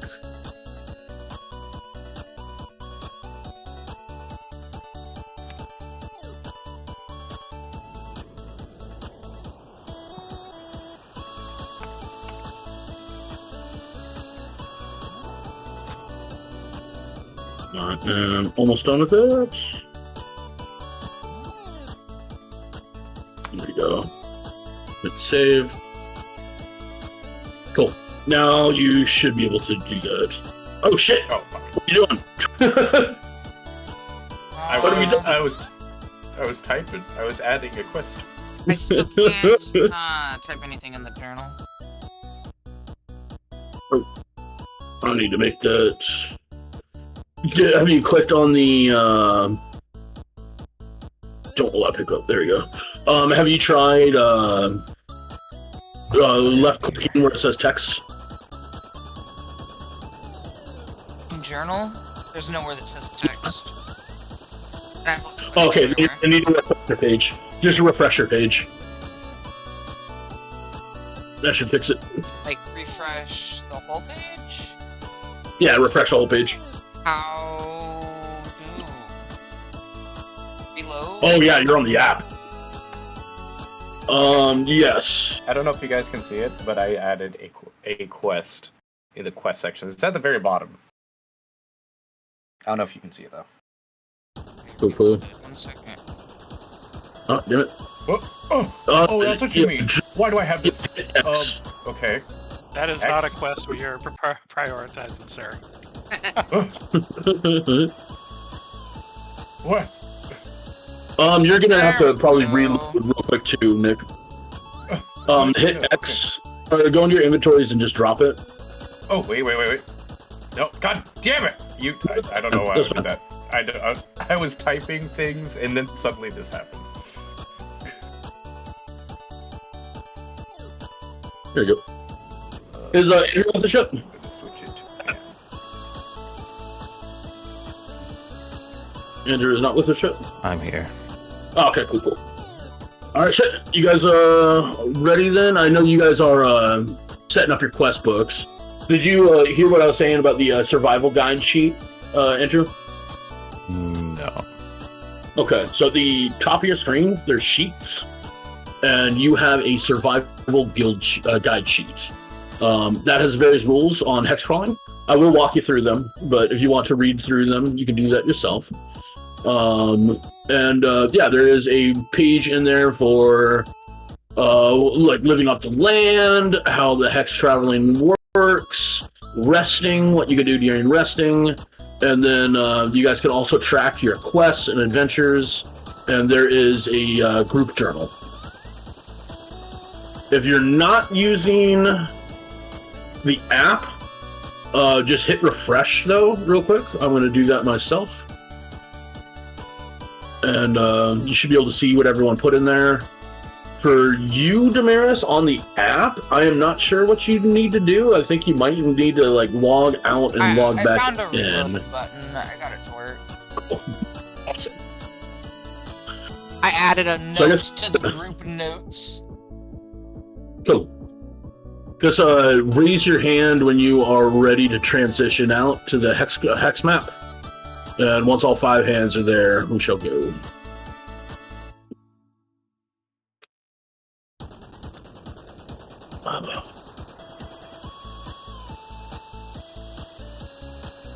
I did a bunch of people raise their hands. Because I was just saying, raise your hand. Yeah, raise your hand when you are ready to travel on out. Cool. Bam, bam, bam, bam, bam. Yeah, all good. All right. I gotta turn Let's off fucking the go. confetti. You do have to turn off the confetti. Leaving the leaves, but I turned off. Ah, Oh, All right. oh, the it's world so went dark. spooky. Whoa! It's windy. Mhm. It's all wimpy. Oh, God. Oh, jeez, Rick. Oh, geez, Rick, it's really fucking windy over here. Fucking windy. Ezrin, did you bring my umbrella? Why would I bring that for you? Because you're a gentleman. Okay, so all we can see of the map right now But you are the never hexes asked. directly around Oh, us. The sun-kissed valley. I guess you're right. I didn't. I see hills, I remember. I see a river, and I see a forest. Correct. We know So- the rumors to the northeast, and the thing we need to go grab is to the south. So, Careful about South Carolina. when you are looking at your survival guide,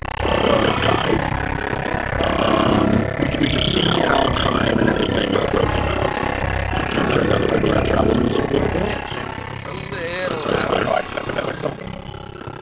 So, yeah, you days are divided into 6-hour watches. Right now it's the morning.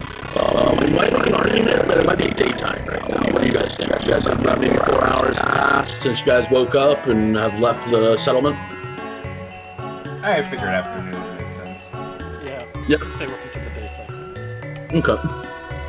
So we shall do that. It is okay. It was already on day. Good.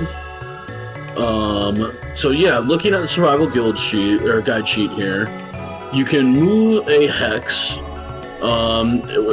for each watch. So right now, you have 2 watches for day, and then 1 for dusk, 2 for night.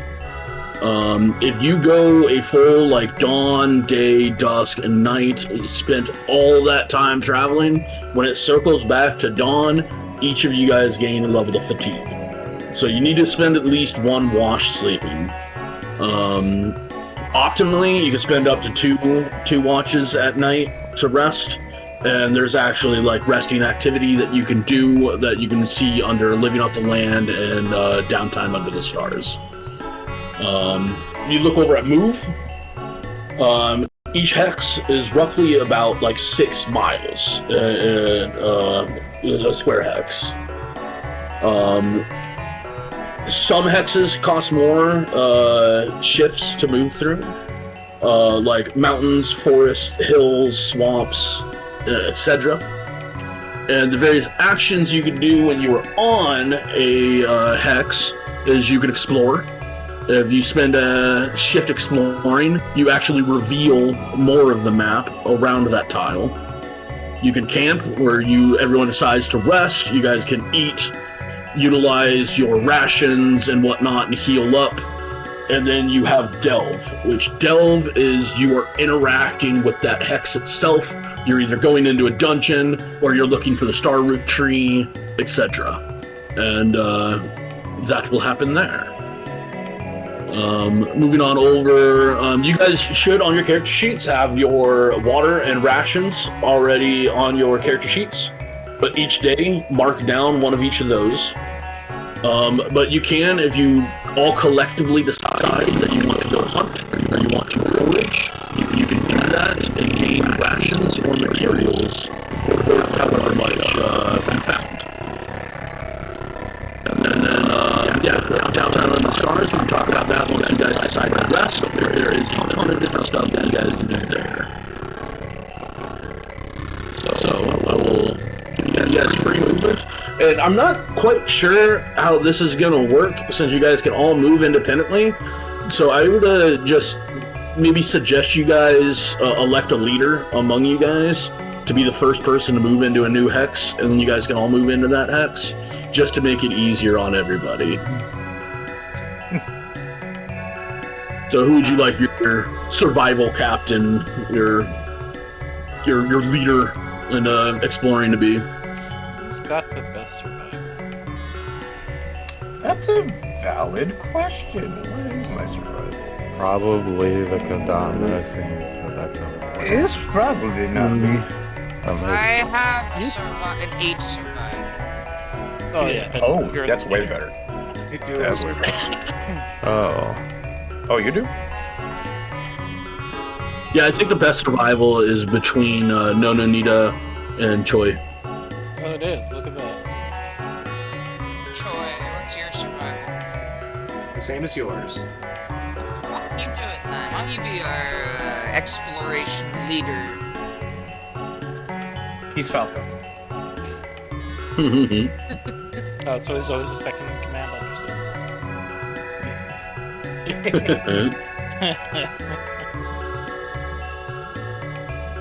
Oh, and as you notice, this little bird right here, that is your guys' just a bird flying around, don't worry about him. But he's essentially my tables for random encounters and things that you guys come across. Of course, he is the spirit of Zenvara. Exactly. I've got Busby with me, He right? will always be addressed as such. Great. What's his name again? The spirit of Zenvara. Oh, thank you. I'm gonna assume I've got Busby just with me at like all times, even when he's not showing. Yeah, just ask me if you need to see him. I'll pop him on out. But obviously, yeah, we could all assume that that Busby is just always flying around you, hanging out, being a homie. Always buzzing around. All right, Choi, you're leading the group through the valley. What's the first hex we're going? Through the valley, so is that the northeast or? The quest we're going for is to the south. One day south. Alright, yeah, let's just head south then. Cool. South it is. How does he move to the next hex? Let me in! One second, let me get resting. Oh, Is there instructions?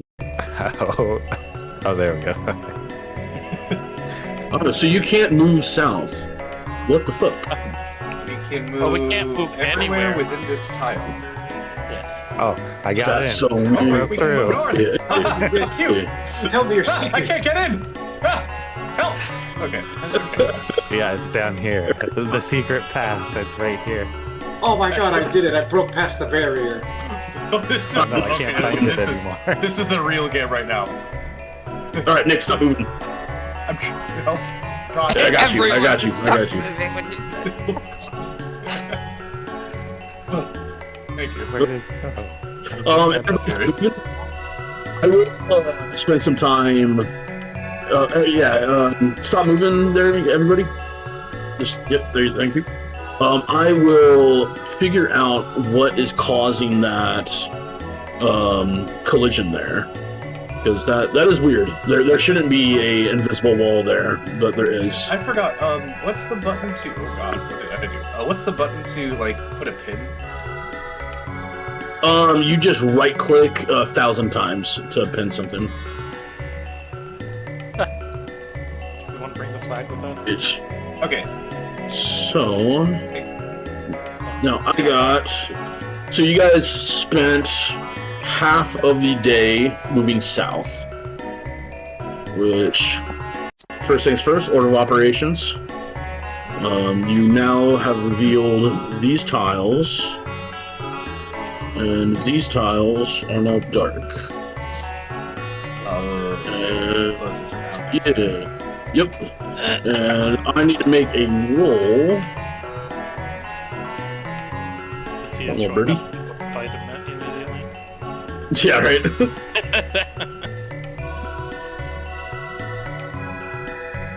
the fuck is that? Why won't you... Start sheet. Oh, there you go. Okay. Huh, it's interesting. I can't pull up my sheet here. We'll figure it out. Why? That is odd. What is the sheet? That's so weird. Seating sheet, survival sheet. It is the... Maybe I need to refresh. Refresh. Getting some VTT growing pains, everybody.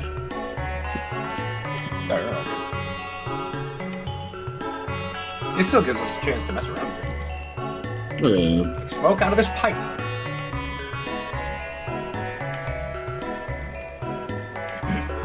That's so weird. Oh, well, you know what? That's so funny.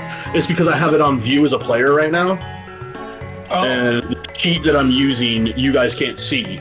So I'm like clicking on the Hexcrawl sheet with all my important secret DM information. And it's like, no, you're viewing this as a player. You don't get to see this. Okay. Alright, so we're rolling on our event table real quick to see what happens. The spirit says a 4. And that is a discovery. So says the spirit of Zenvara. Okay. So they're actually, the day goes uneventful. You guys travel, yeah. So how discovery works is it could be secret things around you on the tiles. And if I roll a discovery, it will reveal one of those secrets, if it's there. But in this radius right now, there is no discoveries. So it turns into an uneventful day. So, yep, one half of the day has gone by. You guys, have another chance to move here. Okay.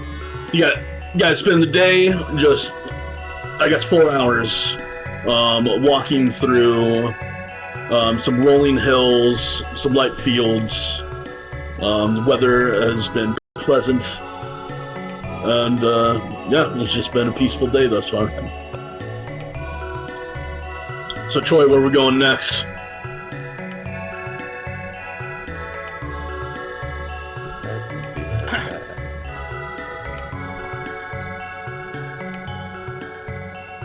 Mr. Choi? Oh yeah, he said he was gonna be right back. Oh, I see. But for the meantime, I put a vote, because like if we only traveled 4 hours and it was more or less another like a full 8-hour trip to south to get close to where we're trying to go, I'd just like to vote to continue another 4 hours and then maybe break for camp. Sure. Yeah, she was saying that the Starroot tree is in a forest to the south. Yes. Well, there's a forest to our southwest. If we did a thing to explore, would we be able to tell what forest that is? If you spent a shift exploring, yes, it would. You would be able to gain some information. Essentially, you'd be spending those 4 hours getting a lay of the land. And we all have to do that together. We can't like. Yes. So he can't like explore while like I do some foraging. Right. I mean, you could, But the thing is when you choose to use a shift action, I roll another random encounter. Right. So if you're all split up, I mean, I'll allow it, but that would be multiple random encounters and multiple chances of you guys having to fight by yourself. Something. So I'll leave that choice up to you, but yeah, that's essentially how that break it down. You back, Joe? Nope. But if we did something like that, like at minimum we could split into groups to make sure nobody is by themselves. But that random encounter, would that be like a random encounter meant for the entire party as a whole, or would the random encounter be separated depending on how many groups of people there are? The random encounter is rolled based off of actions. So it's based off the number of actions taken. Collective actions. Okay. Yeah. So if it would be a bad idea to split up exploring, one action is spent hunting, one additional action is spent foraging. That's 3 actions happening. That's 3 different random encounters being rolled. Well, is it scaled to if 2 of us were hunting and foraging and got an encounter, like a fight, would it be scaled to a party of 5 or a party of 2? Yeah. So that is I'm glad you mentioned that. So the number of encounters would happen if 2 people went foraging, 2 people went hunting. That would be 2 separate encounters, because technically 2 actions are being taken, not 4. The other aspect of that, a fight scaling, random encounters do not scale whatsoever. Like this is we're going off of OSR. So when you guys run into a creature, what determines the difficulty of the fight is the number appearing stat on the creature. So essentially, like, let's say you guys know that wild boars frequent the Sun-Kissed Valley. They're one of the more dangerous things out here. Though they're mundane, they're still dangerous. If let's say we rolled up a random encounter of boars, we know you're going to be fighting the bare minimum at least 1. And then I roll, it's a number appearing die, and it could be a few, it could be a lot. And that will heavily change the difficulty of the fight. So... But it's definitely not based on the number of people in that specific party. It's just whatever the die decides for boar size. Yes. This is one of the big differences between OSR games and 5e. Is that the challenge encounters do not care what your level is. It is random. So with that in mind, we could risk it and like split off into small groups to do stuff. That'd be the quickest. You could. Yeah.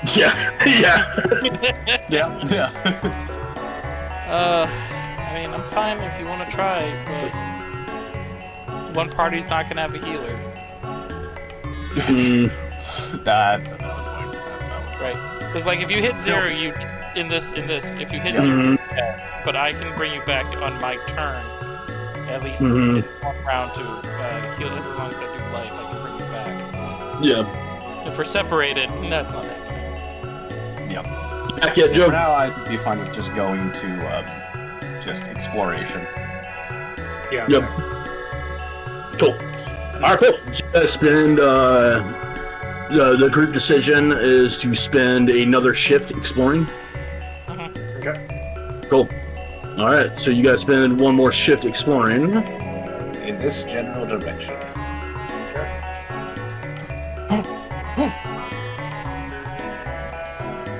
It's got mushrooms.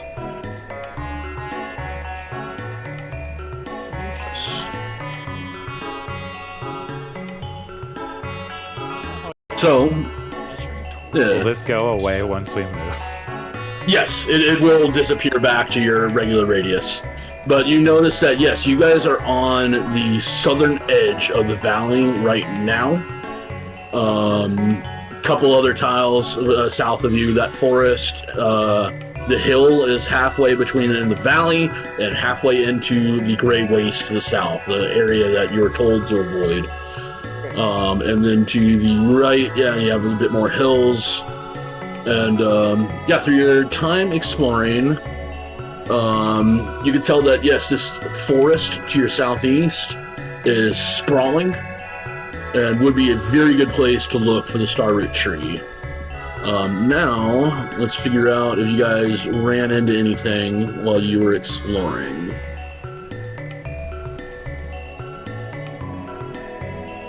Right. You guys lucking out. Yeah, it was uneventful. You guys spent your time traveling and just had a peaceful trek. And now that is, you spent 2 days traveling, or 2 segments of day. So we are now moving into dusk. Should we spend some time resting before it gets into night, or should we? I think we should spend the next full segment setting up camp. That way, when it's nighttime, we'll have camp. Right. Guys deciding to camp. Yep. Does it take a watch to set up and then... Yeah. No, it doesn't take a full watch to set up camp. If you guys are deciding to camp, then yeah, you guys just basically just go right into resting. So what we could do is do something during the dusk, and then once we're in the night, we could take a long rest. It's basically, if you set up your camp right now, you would have 3 watches until the next morning comes.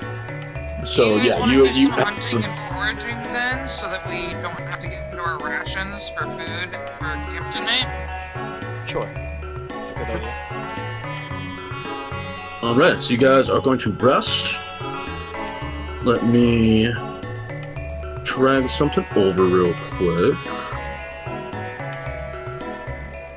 I think we're gonna hunt and forage first. Yeah, we're gonna hunt and forage, and then we're gonna rest.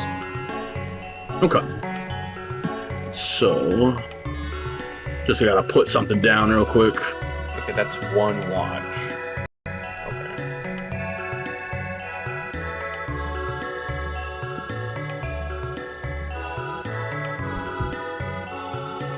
Your guys' little portal. Destination. Just so we keep an idea for the future. To get like the benefits of like a long rest, we need to spend 2 watches.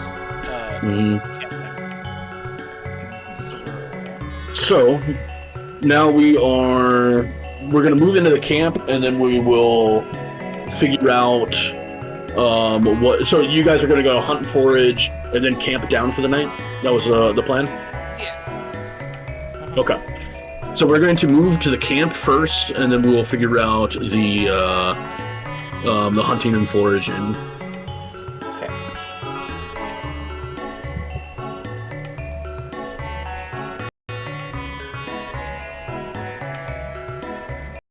Whoa. Ah, cool. And I'm going to bring the lighting back up because it is not night yet. It is dusk. Yeah, a little bit more lighting. So, how hunting and foraging works is if you open back up your survival guide, you can see the differences between the 2. It is under living off the land. With hunting, you make a survival check, and if you pass, we roll on a random table to figure out what kind of game you get. There is a chance that combat can happen from hunting. Being that if your quarry was wolves or bears or boar, you might need to fight it. Otherwise, it could be rabbits, deer, all different kinds of other creatures that, would not be dangerous to you. Foraging is you just straight up go out and forage, and if you are successful on your survival roll, you roll a d6, and then we times that by 5 silver, worth of materials, or you just straight up get a D6 worth of rations. Foraging is always the safer bet. However, it is the less lucrative. My character wouldn't want to hunt. My character would forage. Okay. I will be okay with foraging, but I think in the future we will need to hunt. Okay. 2 votes on foraging. Good thing I'm a hunter. All right. Are you gonna hunt by yourself there, Joe? Unless anyone I else. will say you do have an opportunity. Like, let's say you came across boar or something else that is dangerous. If you did not want to pull the trigger and alert them, that you could do so. Okay. Nice. I could join in a hunt. Let me just put away my bedroll, my smoke, and bring out my staff. So 2 on hunt, and we have 2 on foraging thus far. What would you like to do, Ezra? Feel like I should probably go to the more dangerous one. Yeah. No. So I'll join them in hunting, just in case. Okay. All right. We will do the foraging roll first. First things first, though. We'll roll up a d6. 5. Perfect. Okay. Now, who I take it? Nonunita is the one doing the survival check. Probably. So I just Alright. roll a d20 and add my survival. Mm-hmm. No, you just have to roll higher than your survival. Yes. Okay. That is the threshold you must meet. Higher than And you had my a survival rate. So if I have a higher Or survival... your survival then- or higher. Oh, my survival. Yeah. Okay. So if I had a higher survival, would it be a more difficult roll? Yes. No, it is. If you had yeah, I guess on your character sheet, if the number is higher, it is more difficult. So, yeah, the lower the number on the sheet, the more skilled of it that you are. Okay. And if you increase your awareness or whatever as it goes up, that number will go down. Mm-hmm. Okay. Alright. Oops, that wasn't supposed to be +9, it was supposed to be +8. That's 1 less. Well, I mean, 18, just... yeah, you aced it. So, yeah, roll yourself up a d6. And are you choosing to get rations, or are you choosing to get materials? Materials are things you can use to craft with, and materials you can also sell if you find yourself a merchant. Well... They'd be like shiny twigs, stuff like that, I'd be shiny rocks. We said it was for dinner tonight, so I'm gonna do rations. Okay. Do Give I us add a anything to this D6. roll, or is it a flat d6? Flat d6. Damn! So you came across 6 days worth of rations. You can narrate that how you choose in a moment, but I do want to say that as you were foraging, you two stumbled upon some deep claw marks in the dirt and some scorched underbrush. I will say that with your survival check, being so high, finding rations, that you both also notice that this is the marks of a cockatrice. Yes, so there is a cockatrice nearby. If you choose on the next shift to encounter it, you can go straight into that encounter and fight it. Otherwise, the next time you encounter a cockatrice, you basically have to jump on it. Is that you are aware, you know it's around, so you have the choice. Either you can go out and fight it now, or you can, just wait and have the jump on it first round of combat. Okay. Yeah, what'd you end up finding there?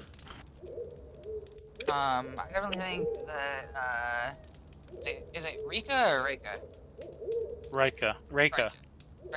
I think, Rika, that we should, wait on that and report back to our fellow friends. But, as Who for, are? as for Are you sure you foraging, don't want to go fight it right now? I don't want to try to fight it right now. She says, Two squishiest people in. hey, hold on. To be fair, I'm in like the second highest armor in the entire group, okay? I don't...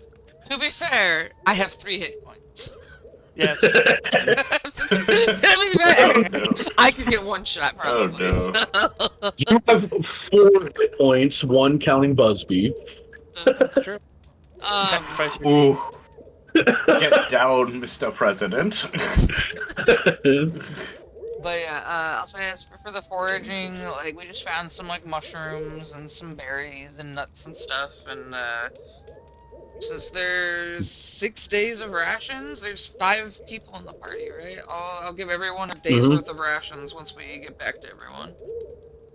Cool. My armor. How is your guys' trek together? Like I said, to be the first scene that you two had together. Do you kind of imagine anything that happened as you were out foraging, or any conversations you might have had? I probably stared really hard and long at those cockatrice marks, probably just until Riga came over and was like, "What are you looking at?" Yeah, no, I think she sees them and just like, that doesn't look good. As long as, we keep an eye out, we'll be safe. But I think our foraging is done here, and we should, skedaddle back to camp. Yes, let's. Good. Alright. You guys go and gather up a bountiful harvest from the Sunkissed Valley and retreat back to the camp, where hopefully a cockatrice is not hanging out. And for our other party that is out looking for some meaty game, let's roll up a random encounter. In the forest with a gun. Welcome to the boys' room. Wow. Boys. All right, your guys' trek out goes uneventful, at least until we begin the hunting process. But you don't get jumped by a cockatrice, so that's good. Oh, splendid. It's not there, but you guys didn't get jumped by it, so that is good. What cockatrice? Yeah, exactly. So, Mr. Hunter, Choi, roll us up a survival.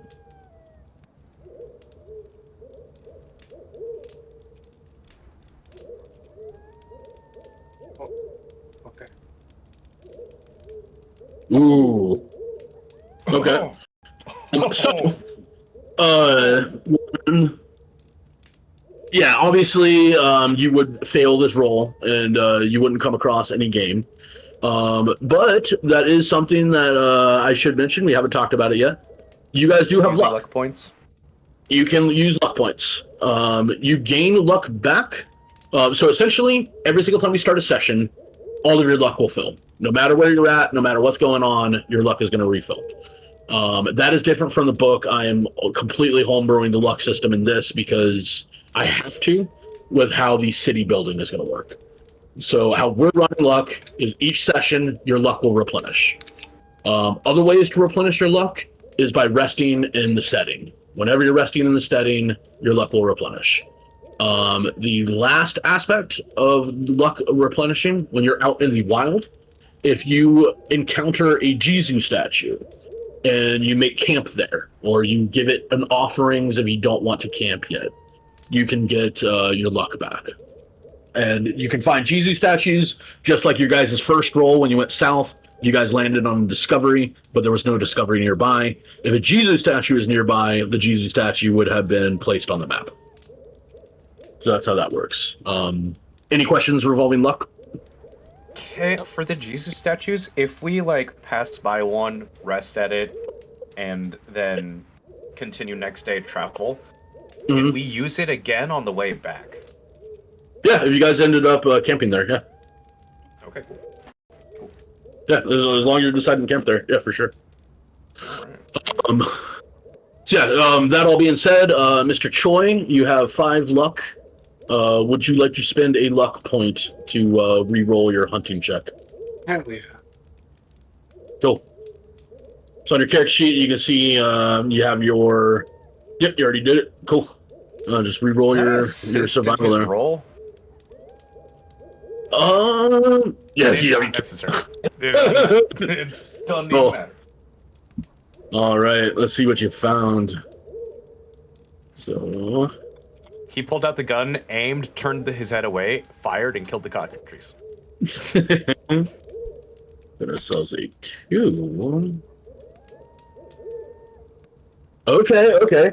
So you go out hunting, and most of the life has been kind of quiet. You haven't really seen too many animals, but you notice that there is a little bit of water up in the horizon there, and as you get closer to it, you start hearing the cacophonous chorus of ducks quacking. And you know that this would be quite an easy quarry for you to hunt. I look at the bird with the gun and the ducks. The internal crisis. The issue with playing a beast race. Do you decide to go and hunt some of these fowl? Yeah. Hell yeah. Yes. And to make it canon, I've slain many of my own kind already. So I'm not going to be hurtful about...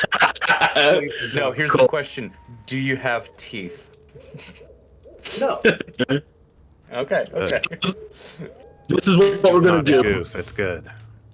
So Reika and Nanumita, you guys are going to sit out this, if you can even call it a combat, sit out this little segment of Joe killing a bunch of ducks. Brutalizing ducks. Where's my dog? It's duck hunt time. Hold on, let me join you. Oh, I didn't give. I burn all my mana to cast Ultima on these ducks. Okay, I'm already hidden, so I'm not here. Cool. So, one second. So this is kind of like, I guess, technically a combat. How this works is when we start up a combat, you guys, this back row right here where you guys spawned, the back 2, here. You can place your characters anywhere starting there. And then once you guys have found a tile that you like, we shall start. And I am going to put the ducks on down in here. So More the floating plant. Like here and here. I can't move it. Yeah, the back 2 rows. Okay. Oh, back 2. All right, duck. Then I will be here. We have a total of 4 ducks.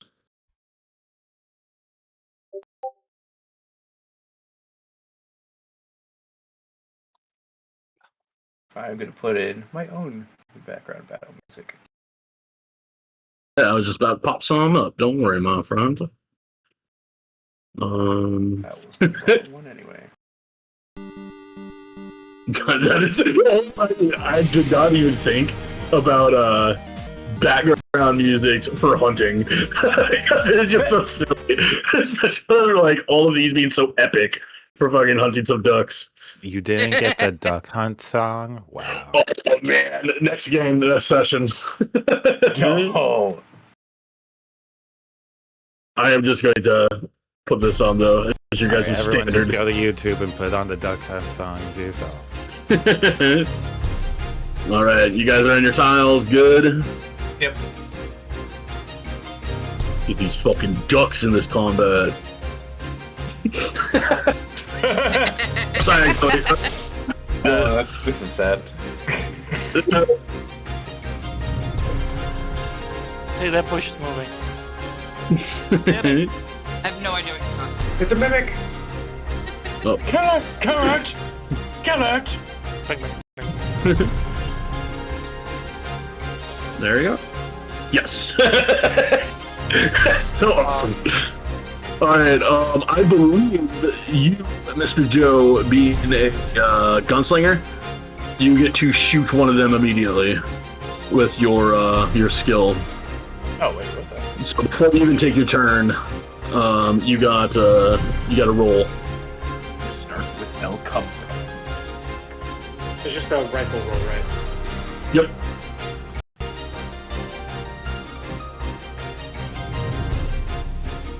Oh, So a 7 on the die. I believe that's a miss. Okay. What is your range attack skill?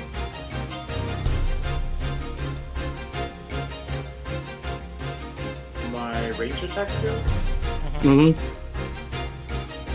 If it was higher than your range attack skill, you land a hit. But I think a 7 is probably a miss for you. Where do I find the range attack skill? should be on your main page. It should be a page in your character sheet. Ah, yeah, no, not me. So you missed. Alright. Then now, so go and click up your portrait. Right click it on the top left hand side and select end turn. Well, that wasn't his turn. That was just his free shot. Oh, yeah. I guess now you have that was the intro turn. Yeah, no, yeah, good point. So now you can take your full turn, Joe. Okay. So you have action and movement. Yeah, I think I'm just gonna chill here. I don't feel like I need to move. Okay. I'm gonna try shooting it again.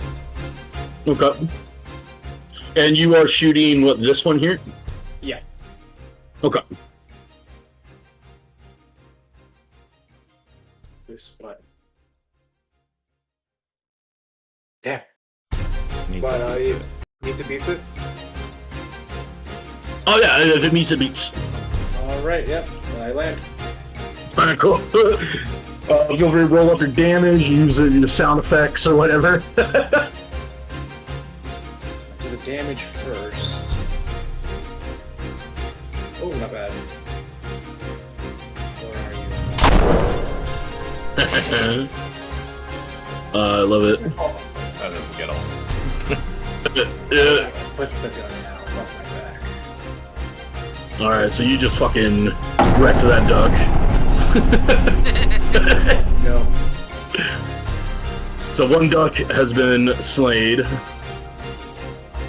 Now, yeah, you still got movement to spend. Go ahead and spend it. I'm okay chilling it. What's up? I'm okay chilling it here. Okay. Cool. Okay, I am looking for one thing.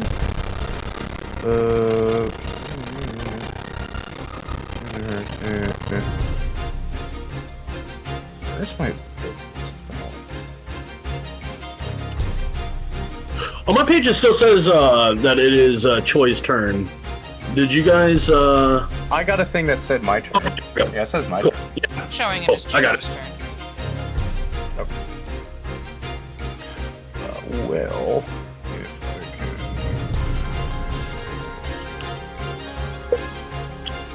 You are spending a lot of time thinking about murdering a duck. I am, because I'm realizing I'm missing a spell. Or like, I have Shade. I mean, it doesn't, but I'm not seeing. Okay, because I know I don't have mana to cast, but I can just innately use this Shade spell. Mm-hmm. I can use it on like.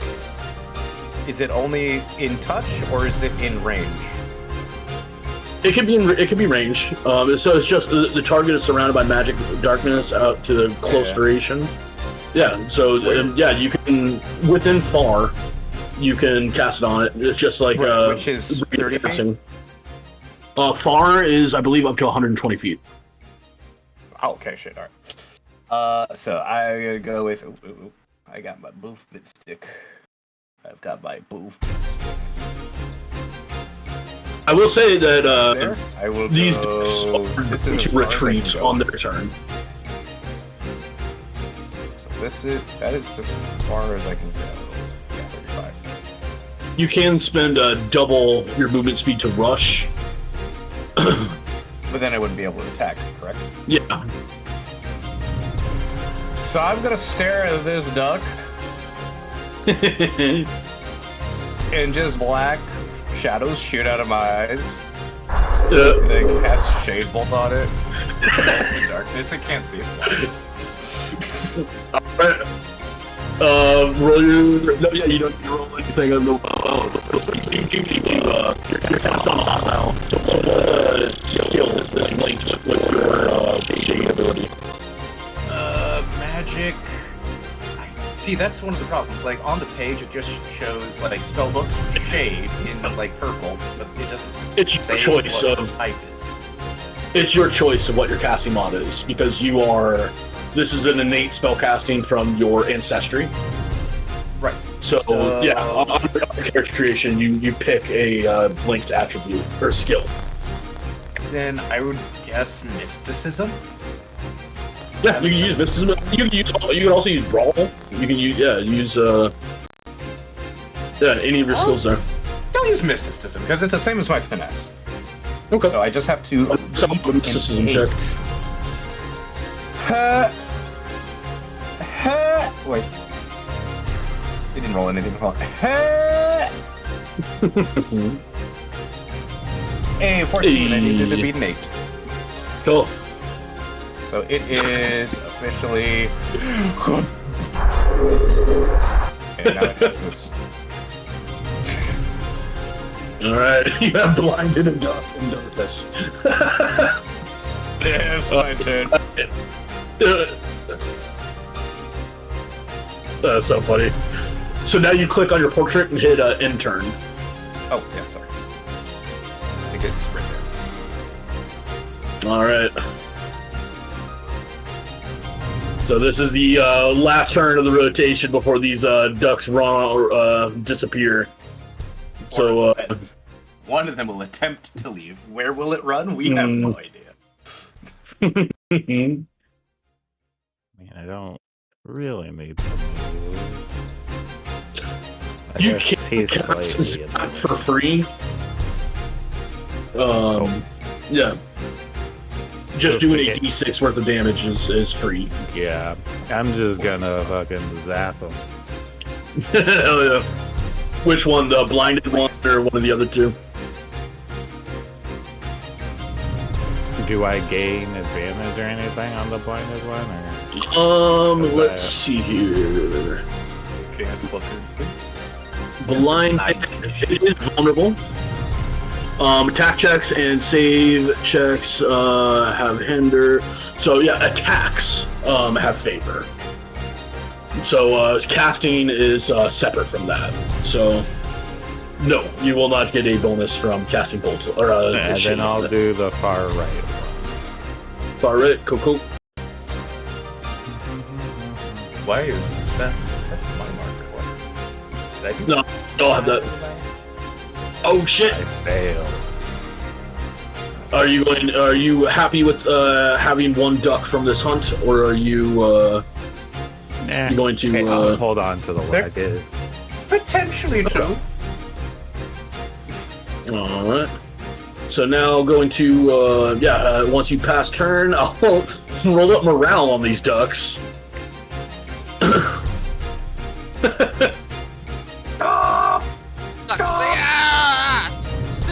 The duck is just fucking screaming.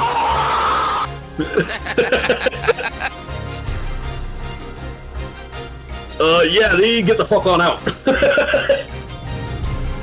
Is the blind one able to successfully leave, considering it cannot see where it's going? It is just flying. So It's flying into me. Ducks fly off into the north and another duck is kind of actually not another duck, a mote of darkness. Just kind of zigzagging around, going north, going east, going north and northeast. Zigzagging.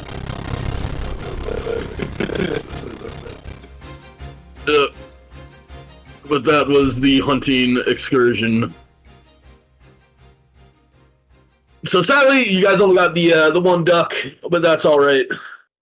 Shit happens. You guys got I did travel alone. You guys did one. Yeah. And how?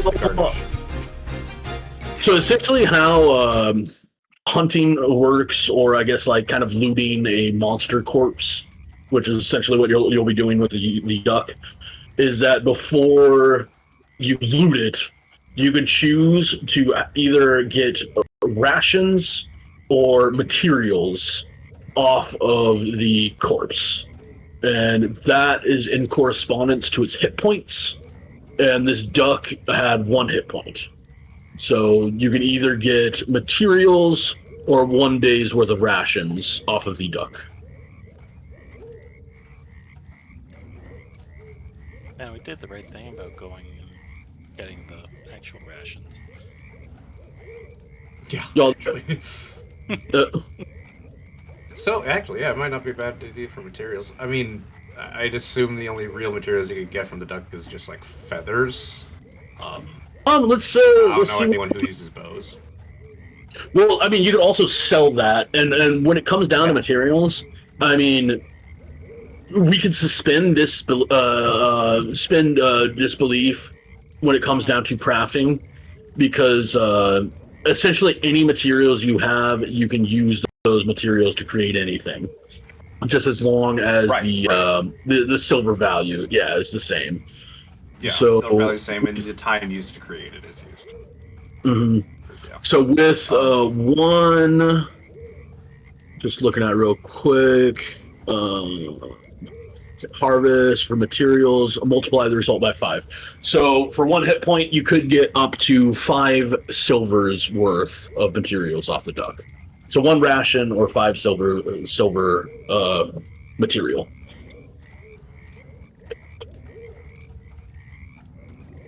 What say you, Chow? How do you like your duck?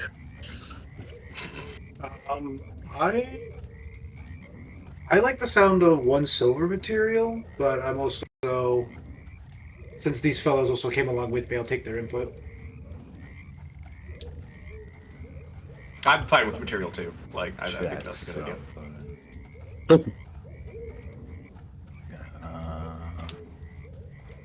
How much does a ration cost usually? You don't have a place to even buy rations right now. Yeah. One. Okay, yeah. so I give everyone a day's worth of rations. Mm-hmm. Yeah, we found some, like, foraging. Who here even crafts? I give everybody 1 stick. Mention, Andrew, and I'm totally chill if you want to utilize this, because I don't think we talked about it or you're aware of it when you were setting up your character. Whatever your free skill was on human, if you wanted to throw that into crafting, feel free. Because you are the only person really in the party that is good at crafting, since you have a very high reason. Oh, it's based off of reason? I don't even know what thing I have. You have a 6 in reason. Yeah. I think I put it into medicine. I think that. Yeah, it was medicine. Which, I mean, now you guys do have healers, and medicine is based off of. Oh, it is also based off reason. Like, if you look at your survival guild guide, downtown under the stars, you can see crafting, and you'll see your difficulty, whatever your skill value is at the difficulty, and next to it is the value. So right now you're at a 14, which you can craft an item worth up to 50 silver. if you were skilled in crafting, you would add reason times 2, which would be 12. To an You 8. got a crafting of 8, yeah. And that a crafting skill of 8, you would be able to make an item worth up to 7 gold and 50 silver.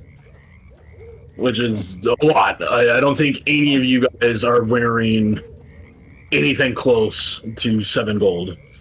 I think my armor is probably that. Maybe, yeah.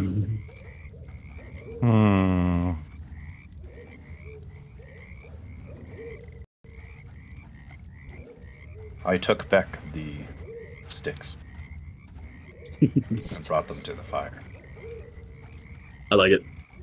Who has good detect? Because I have that. Maybe I can switch that out. Not exactly. I think almost everybody has detect. I mean, mine's at a 14. Mine's at 8. I figured Troy also you has an probably- 8. Then let me double check. I think. And motherfucking Reika has a 6. Oh damn! Yeah, I'm gonna. Damn. There. I'm just the brain of this operation. Yeah. I'm just a brain in an operation. Oh, Tally, you psycho. So I guess, yeah, if you guys have turned that duck into materials, Choi, add onto your inventory 5 materials, and in parentheses 5 silver, or 5s, and make sure to increase or add that to your carry capacity as well. So your carry capacity is going to go up to a 14 out of 16, and yeah, you have 5 silvers worth of materials. Yeah, when the group finally gets back, we explained that we found traces of cockatrice in the area. Oh, yeah. Did we get an idea of how many cockatrice were in the area? Okay, let's find out. Oh no.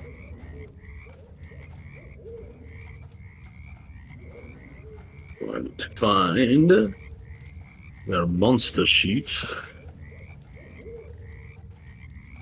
Am I on layer vision again? I probably am.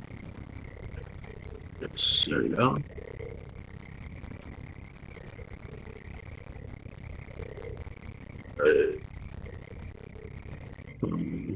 All sheets.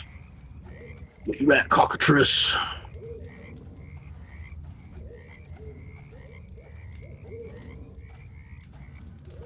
I think it was for some reason my sheets isn't showing up. And 3 others. Are you on player? Yeah, I just turned that off. Okay, I can actually search that. That's cool. Alright, so I got it. What is your number appearing? Ooh, okay. Let's roll it.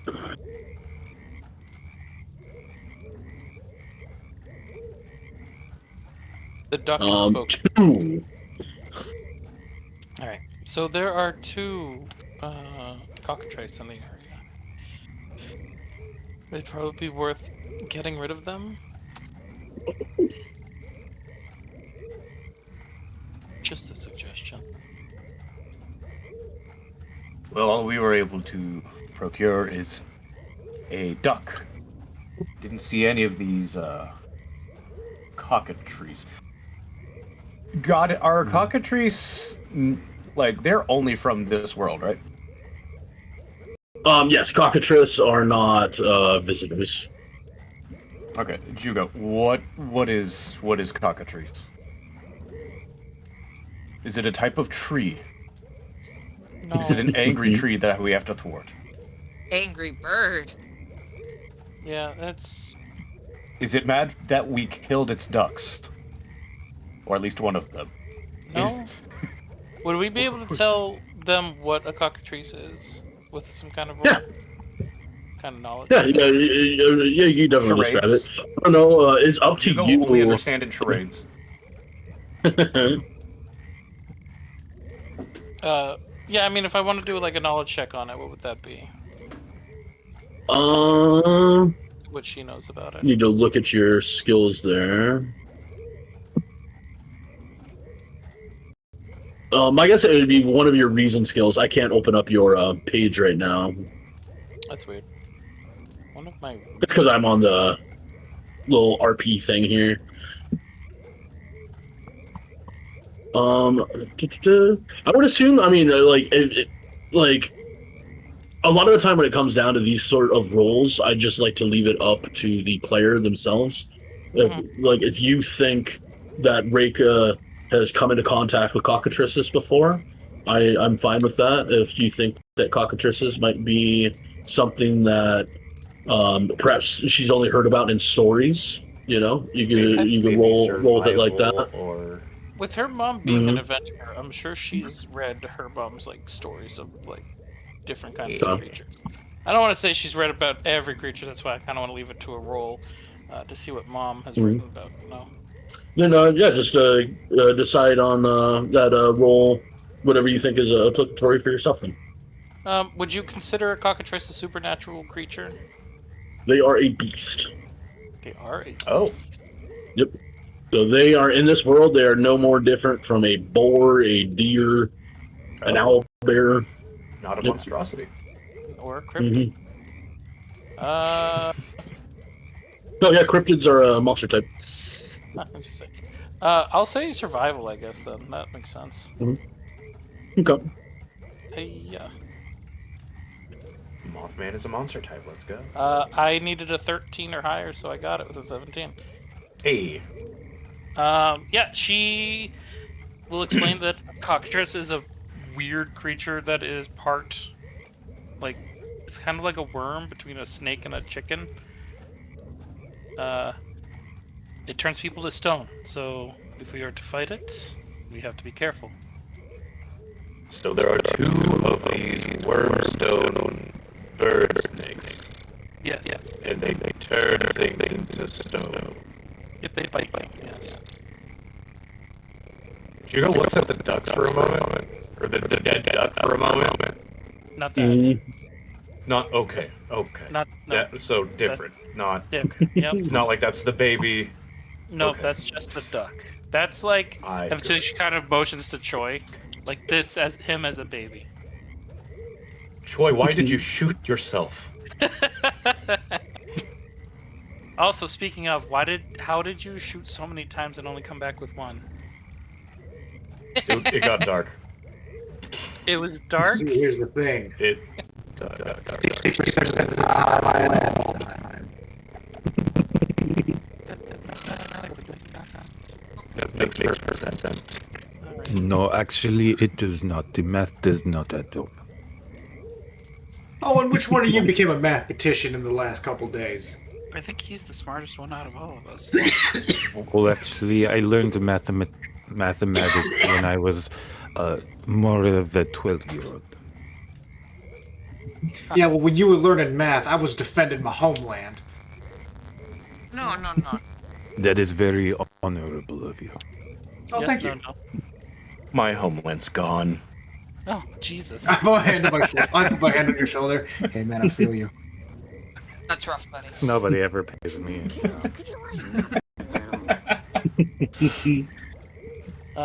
So, speaking of defending the homeland, I guess we should, maybe take care of these because anybody out traveling could end up stone food. You do make a good point. Well, show us where they were when you found the markings. Why don't we sleep and we'll show you in the morning when it's light time so we can make sure you hit every shot. Right. We want to make sure someone's watching. I could take the darkest night. I can see in the dark a little bit. Yeah. Why don't you do that and I'll take the second one. I'll take around dawn. Like right before people wake up. Yeah, if we don't need to actually heal up. If we don't need to actually heal up, it'd be best if we just do, like, 2 and 3. Yeah. That way people aren't by themselves for Or something happening. all right, I love it. So, moving the time along here. So we just got into night. So we have 2 shifts for night, which will mean 2 possible rolls for something to happen. I think when it comes down to nightfall, I might just do 1. I think that makes a lot more sense. But you will need to utilize. You can also utilize on one of these shifts to study or craft. Right now, you guys don't have. I guess Andrew could craft something worth 5 silver. You do have access to that now with the the duck. But other than that, you guys have access to study. Which, if you study, and this could be literally whatever you want. It could be you cleaning your weapon by the campfire. It could be you writing in a journal. It could be, any kind of form of relaxation or training, whatever you like. You spend a rest scene doing that, which is a study, and you can mark that off on your character sheet. And what it does is it gives you favor on 1 die roll, whatever you want for the day. So, and favor is a d20 plus a d6. Cool. And that's just something that you can use on anything. So, moving on into the first segment of the night. Who all, I guess, probably most of y'all are going to study? Being that we don't have crafting. I was doing watch for the first watch. With watches, that is something that essentially we would RP. Gotcha. Yeah, because when it comes down to whether a monster encounter happens or not, we would RP the fact if the monster comes up and springs up on you and whatnot. But taking watch isn't going to be a rest action. It's just part of the story. Okay. So you get to study. You get to study and watch. Yeah. Okay. Which, if we're going after the birds, if we're going after the birds tomorrow, it'd be good to have a study. So how does Hugo lock in, concentrate, and study? Honestly, I was figuring he was going to say maybe not like right up to the fire, maybe a little bit away from the fire, but meditate by the fire in a kind of like visual trance, gazing into the fire. Okay. What does Hugo see when he's looking into the fire?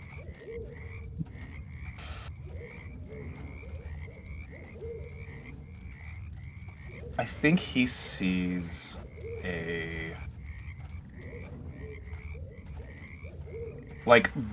I think between the flickers of the flames, he can see like the heat haze, but small.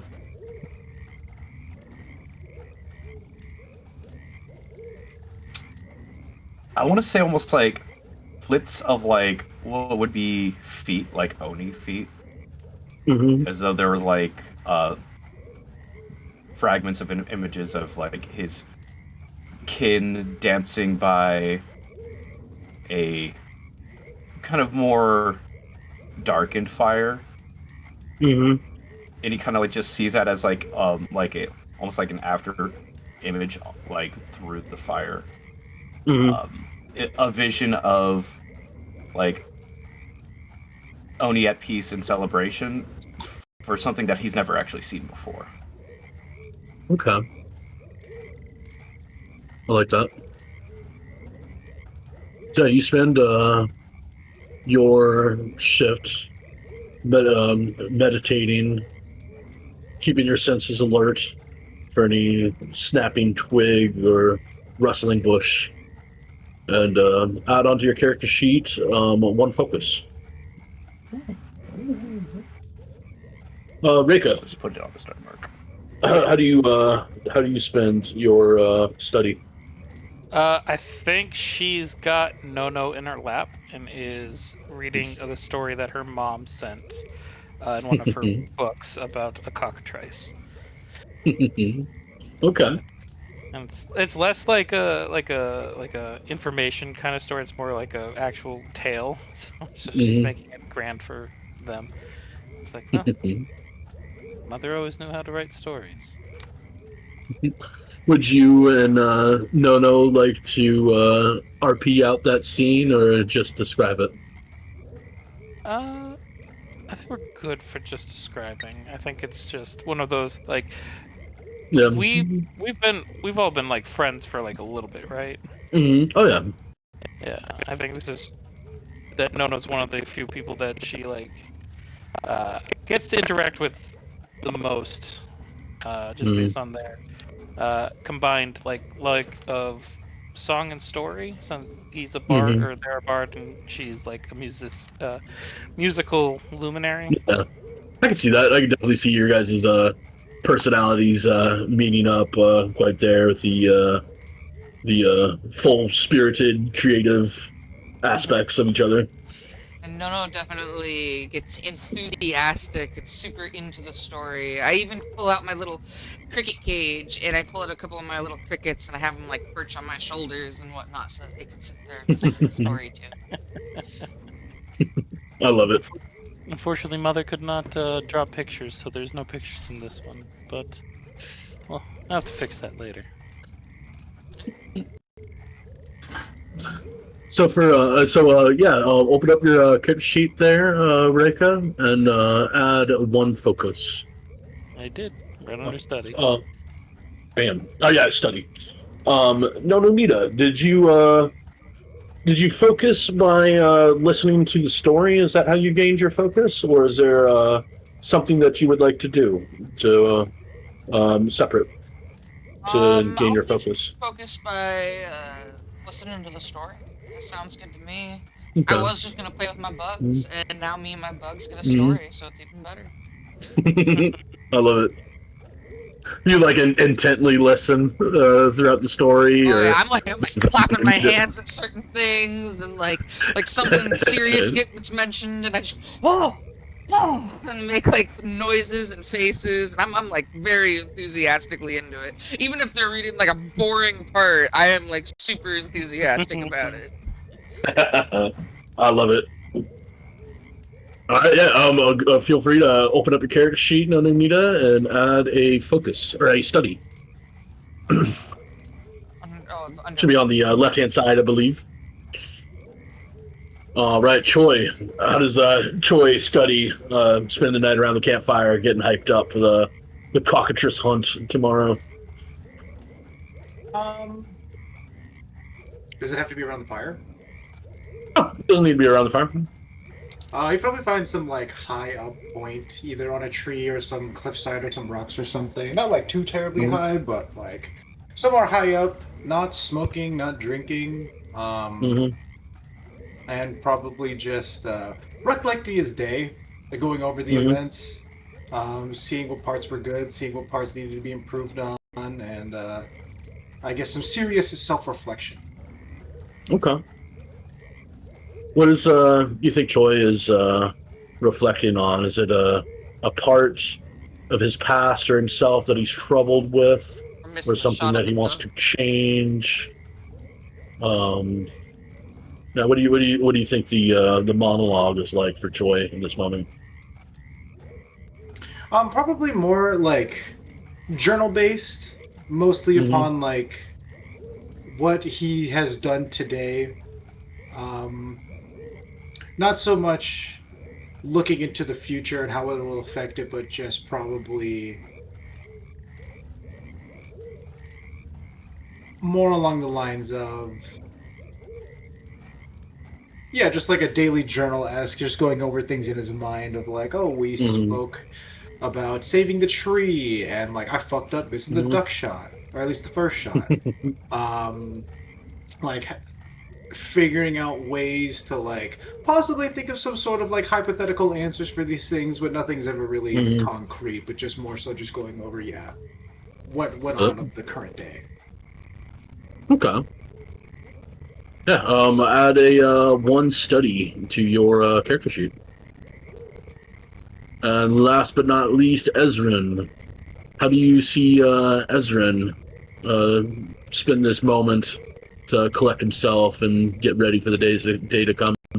Yeah, by the fire, has a book out, reading through some of the past notes of his life to try to prepare for the cockatrice ahead, writing down some of the things that I hear from Reika that maybe I didn't know of from that story, and writing down within a journal a place to write my own notes once we actually confront them face to face.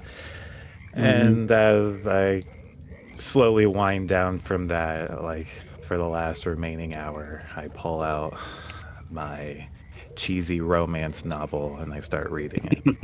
The second Awesome. No Nita noticed that you were paying attention to the cockatrice story, No Nita got up and ran over and grabbed you by the hand and dragged you over to where Reiko was to sit down right I'm beside probably us. not that far away. Well, even if you were only 3 feet away, I dragged you right up against us and plopped you down and sat right on both of you. But I need the light of the fire at least, so my back will be turned. But sure, I will join you and listen. I love it. All right, so yeah, that's how you guys spend your moment camping. Now you got to figure out if you guys spend the night quietly resting and getting ready for the day, or if somebody comes and poops on your parade, so to speak. Let's see here. Got the Hex travel sheet.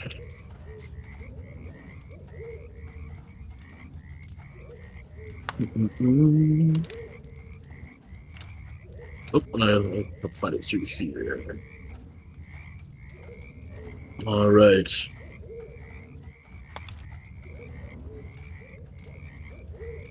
Six. Nono should turn cockatrice into friendos. Okay. So as you all sleep and you have this quiet moment of reflection, there is a loud sound of movement coming from the north. Oh, that's cool. Yeah, you can... Heavy footfalls come down on the ground. The branches begin to snap.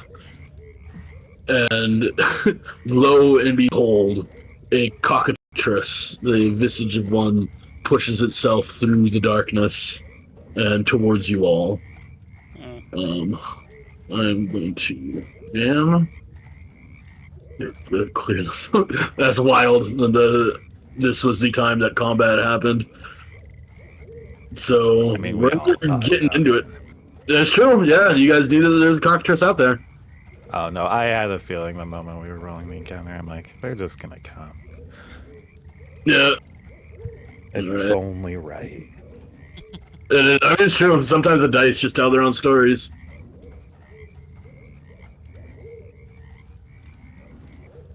So, there's 2 of them. There is 2. What was rolled. So something I want to mention is that the dice chose a pretty difficult encounter for you guys. I'm not saying that you guys can't win, but I will say that these cockatrices, especially just by there being 2 of them, is more difficult than a lot of what I have set up for you. That all being said, you guys can book it if you all decide to spend your actions to book it. The other aspect is, it comes down to morale. There are a few things that test a monster's morale.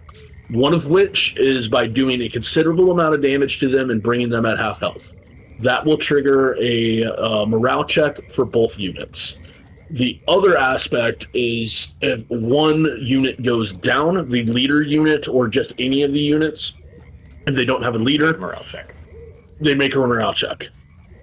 And then the last way to check a morale check is if there is just one creature left standing, they then will make a morale check.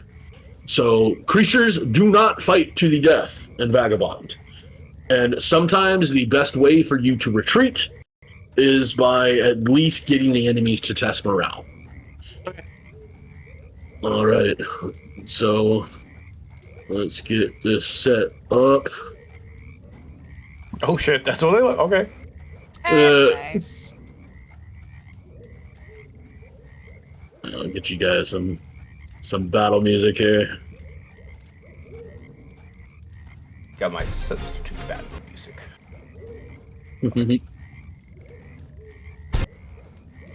Oh, what? Still not working? Can you guys hear that? I'm not hearing anything coming from the VTT. Oh. There you go. There it goes. Cool. Alright, so got our initiatives rolled, and you guys rolled higher than the cockatrice. For you guys' starting positions here, it will be anywhere that is 2 tiles out from the campfire. So set yourself up with your starting position, and then we'll start up combat.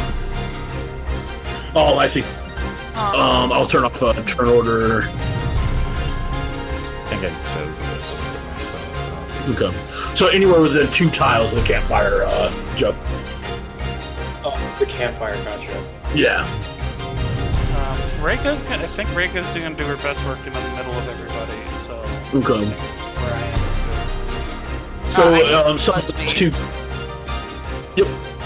Yes, you do. Something else to bear in mind. This fight is happening in the middle of the night.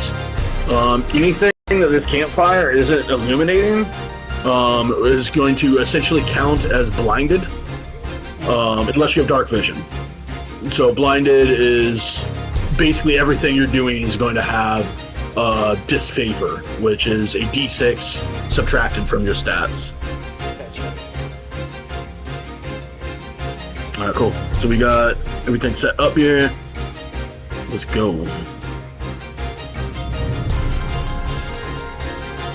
Your quick draw goes first, right? Yep. Joe has a quick draw that's going off. And mark which one you are shooting first.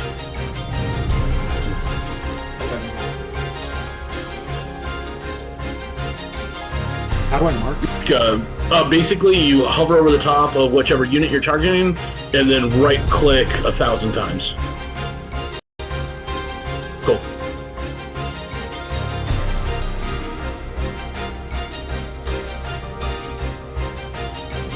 Nice. So that's a hit.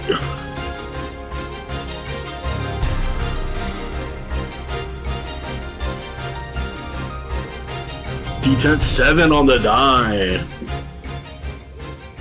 Want to give us a gunshot? Oh. Nice. Hell yeah.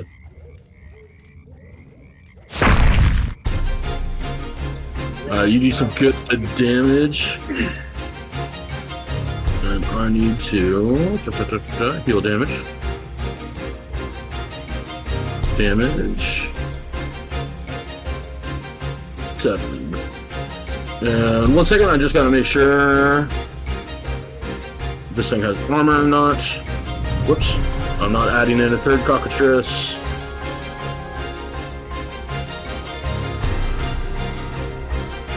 Okay. So you would be able to tell. I don't know how exactly narrative-wise you'd be able to tell, but it's just good for you guys to know. This thing, you did 7 damage. You did. It ended up taking 6. Okay. So cockatrices have a light armor score of 1. Now you have your turn, Choi. can't move because I'm locked. Oh, you're locked. And do we get Should we go back to turn order? Yeah, do we get to choose whatever order we go in, or? Yes, you guys should. It does auto roll, but you guys did spring up on the cockatrices first, so you knew that the cockatrices were out here. You can't. Oh yeah, you're frozen. Okay, there you go. If you want me to go first, so I can put out some kind of light, so we're not blinded fighting these things. Sure. So I'll reach into her pack and pull out one of her moonstones and cast into it. Sick. You don't need to roll any checks since you are not targeting an unwilling creature, so your spell just goes off. I should have asked this during the last combat, but would you like to describe your what your moon looks like? My moon crystal? Yeah. Yeah, it kind of looks like a, I think it kind of looks like a dragon's tear. The blindness has killed, yeah. His dark vision, he just went completely blind. He's fallen face first into fire. Right, well, I forgot about that, I'm so sorry. But yeah, she holds up this, like, dragon's tear as her, celestial magic kind of pours into it, makes it glow brightly, illuminating the area. Oh, yeah. And then that is it for your turn, then? Indeed. Alright, who next? I go big deeps. You'll go?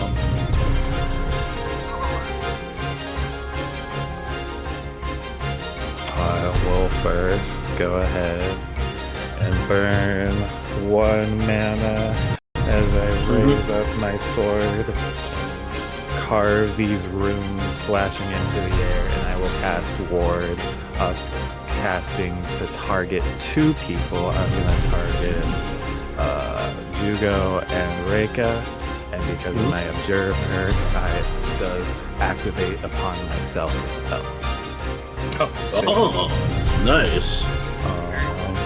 And then I will go ahead and run up 30-ish feet and do my job. Go back.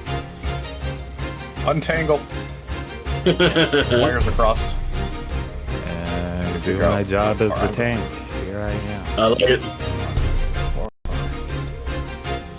Do you have a symbol that you'd like to use to emphasize that everyone is warded? Yes,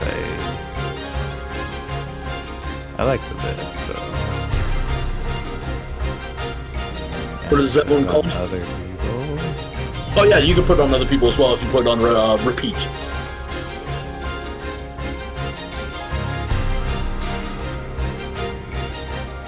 Yeah, because it's what? Position repeat? Yeah, it'd be position and then repeat, and then click on. There we go.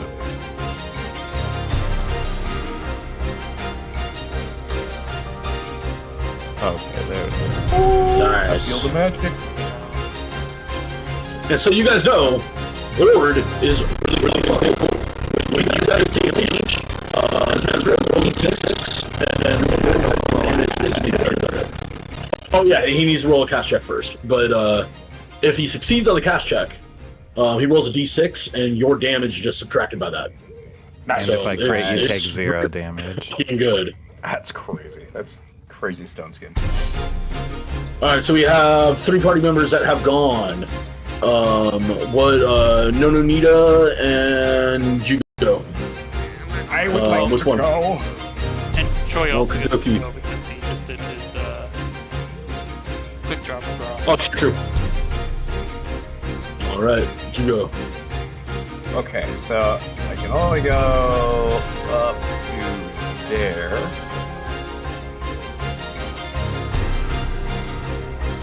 Why does it say 55 feet? That don't make any sense. You went, 5, That's 10, and then you went through a bush. Yeah, which is double. Oh, the bush doubled. Yeah. No, but if that was happening to me, where it's like starting me at 25 feet already. Yeah. Oh, interesting. Yeah, do you see that path? That's 35. Okay. Then you could use your tape measure, but yeah, the bushes do count as difficult terrain. Alright, so then I would have to go. Okay, so I'm doing the same thing. I'm just dodging the bush. It's the same distance. Okay. So I'm just gonna ink, whatever. It is the same distance. So I get right here. I'm not within range yet, but what I can do, let's close that, put that, is, so this one, did it take damage? Yes. It took 6 damage. So this one is still within, how many feet of me? Yeah, it's like 20, 25, 30, that's just my range. I'm going to, I would like to Shade Bolt this one. Okay. And then I have to roll a check, right? Yep. Roll whatever your casting check is. Which I was doing mysticism. So I have to beat an 8. Alrighty.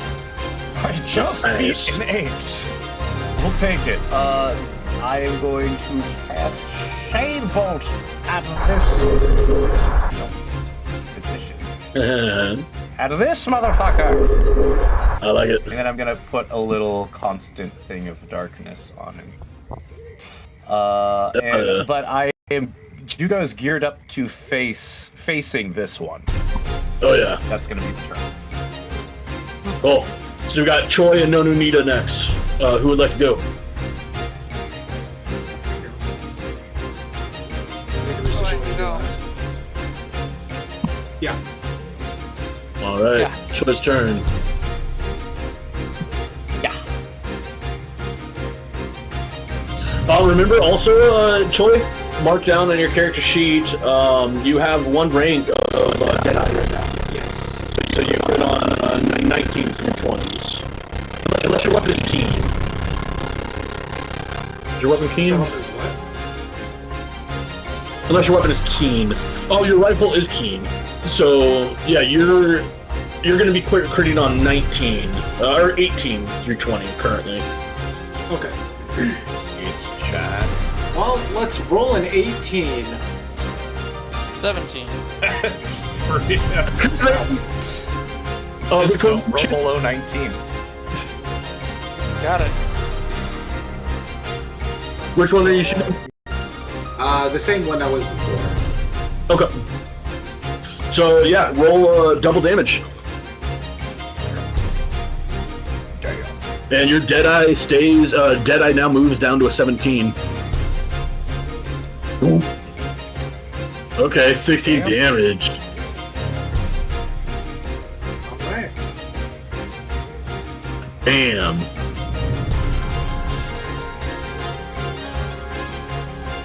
Let's wait a second. That was a 16. Okay, cool. Whoop. Whoops. 1, 2. So I guess I'll then do 14. Hot damn! So this thing is beyond bloodied. After Nonu Nita goes, no, yeah, then it's just gonna be initiatives. Yeah, the morale checks happen on their turns. Quick question. So this cockatrice, real quick, there is just blood pouring from its nostrils and beak, and it's having a very difficult time standing. It is, yes. It has taken 15. It has taken 20 damage.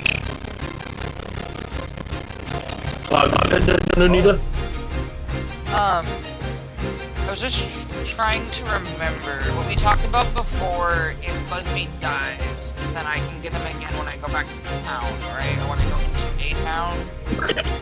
Counter camp. Counter camp, okay. So, whenever you guys decide to set up a tent for the night, you'll find Busby there. Right, so he doesn't die, he just like flies away. Alright, okay. He just gets the fuck out. I'm not gonna kill your friend.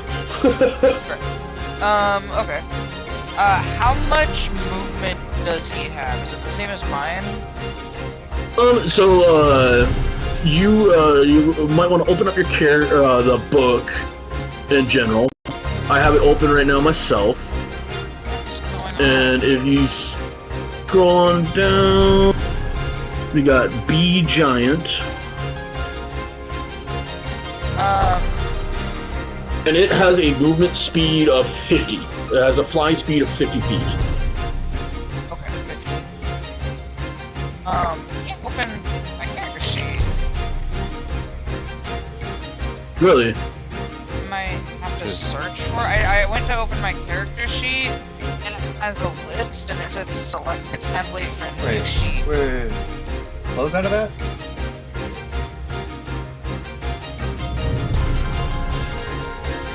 Okay, click it again on this one?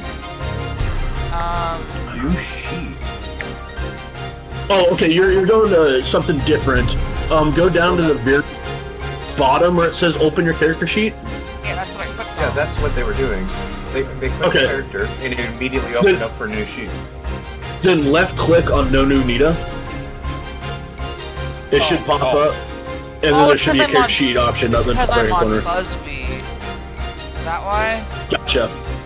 That's probably why. Okay. I just need to go down and look at his damage real quick. It's 2d4. Alright, 50 movement, 2d4. Alright, back on him. Sorry. You're all good. Alright. There's a learning experience for all of us. So, let's see. Obviously, he can bypass any bushes or anything like that since the motherfucker is flying. Okay, so 5, 10, 20. I gotta scroll out actually. I'm zoomed in way too much. I can't see. What about a scroll out? Can I scroll out? I don't know if I can scroll out anymore. Okay, let me just drag it over here. Alright.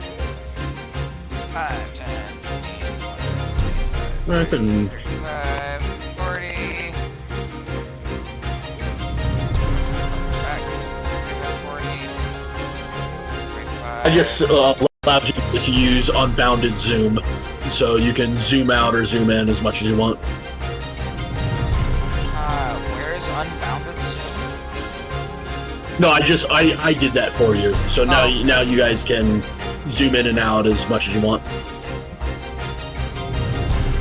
So I think I can move to the square right in front of. I don't know how to. Because I'm locked. Busby is locked? Can't move because you're locked. Oh. Oh, it's because, I had to select Busby on the turn order. Yeah. It's my turn. There it is. Oh, that says too much. Oh, it's counting the bush. Okay, well, I counted it a second ago, and it's the square right in front of me. So I'm going right there. Yeah, I'll be right back.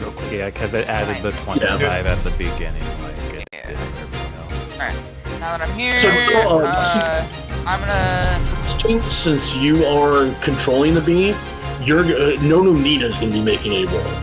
But essentially how that's going to work is, I mean, you could roll it on Busby, but Busby's attack is going to be your survival skill. So you need to roll your survival, which is an 8, so just get a d20 past an 8. Do I add 8, or...? Just roll a d20 and just roll higher than an 8. Okay. And you hit. There we go. And then it's 2d4. Yep. Alright. Nice. So how does Busby want to do this? Wait, I forgot my little... Yeah. bee sting. Buzzbee's gonna just go up to this thing's face and just sting it right in between the eyes. I like it. Oh no! Who's that? Oh, it's somebody just started yelling at us in a second. I did the one thing. Oh, there you go. I caught it in time. That was about to be terrible. Our goal, so one cockatrice just fell. Very, very well done. I'm going to remove that from the initiative. Now we're just going back into regular initiative. Alright.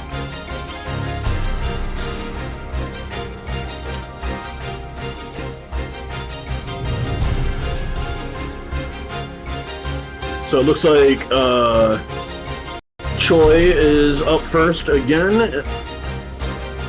Alright. We're just gonna give it a little bit of a bang. And rent the best. Yep. Okay. And 10. As long as Interesting. Still, beats your score, so you still land a shot. a little bit of... Hell yeah. So, let me add that on.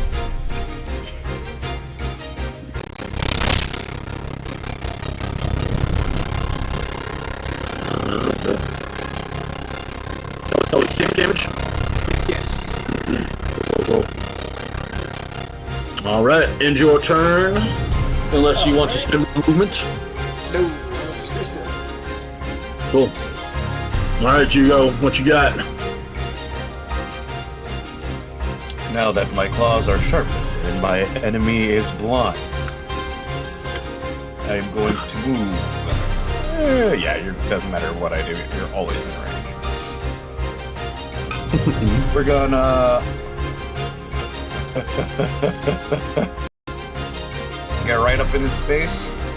How much is it's 5, 10, 15, 20, it's 20. It's like 25 feet. I don't know why it's going up to 60. That's yeah, just so it's that for whatever reason is times 2. You spent 30 movement speed to get to where you're at.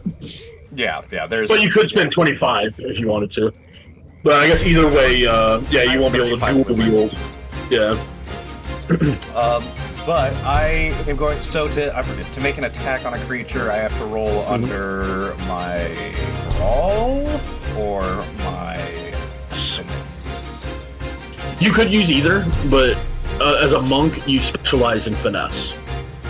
Okay, yeah. So then I'd roll under finesse, which is a 8. I will make. Do I make 2 strikes or just 1 strike?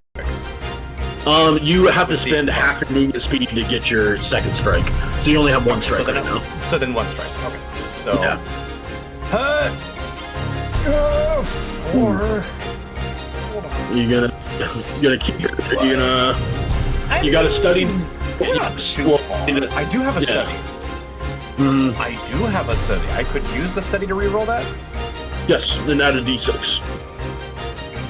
Jugo saw this in the flames before and knew that going for an uppercut on the bird would make sense, but is wrong. So instead, he goes for a full thrust. A for 15. Nice. And it is 1d6 with that as well. Take what? Roll your d6 with that as well. Oh, wait, oh. Yeah. D6 add on top of that die. So... Okay, that sucks.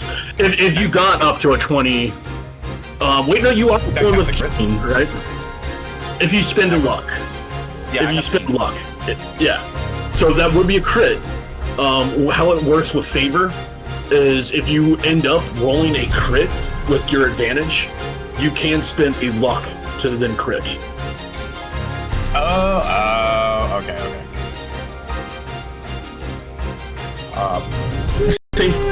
Fuck it. Any roll with advantage. So then I can use a luck right now. Yeah, to essentially count both of those dies together as a crit. Yes. Sure. Yeah, I'll do that then. I'll burn a luck and make it a crit. And then is it double the die or double the die roll? Double the die. Double the die.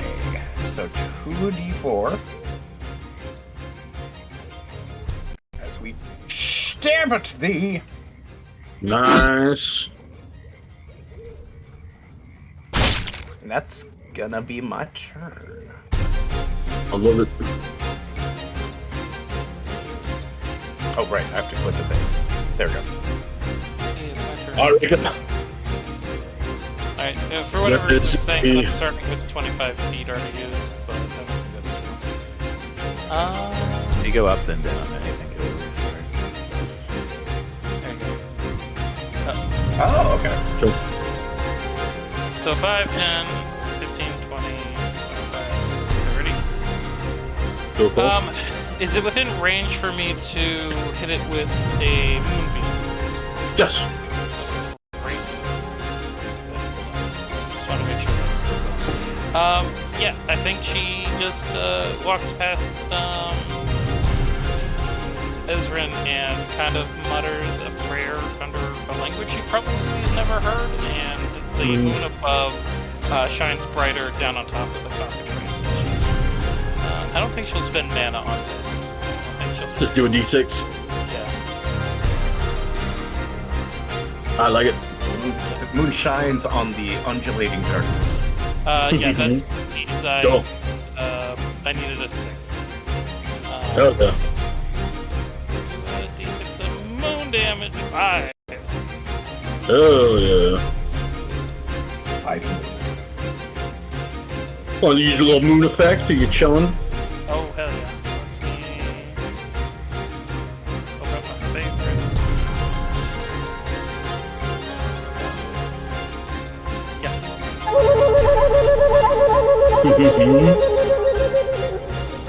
I love it. Well, so you... What? Oh, cockatrice in the corner. Yeah. I'm just trying to figure out how to end turn. Oh, there it is. Haha. And right before we go, I'm going to apply the damage real quick. So, this fight, as I guess, is essentially your guys' tutorial. Magic damage bypasses armor. Oh, hell yeah. So that, you just did 6 damage? 5 damage. 5 damage? Okay, that 5 damage just completely negated the armor. Nice. Magic's good. Magic is good, but that magic damage also bypasses your guys' armor. So bear that in mind.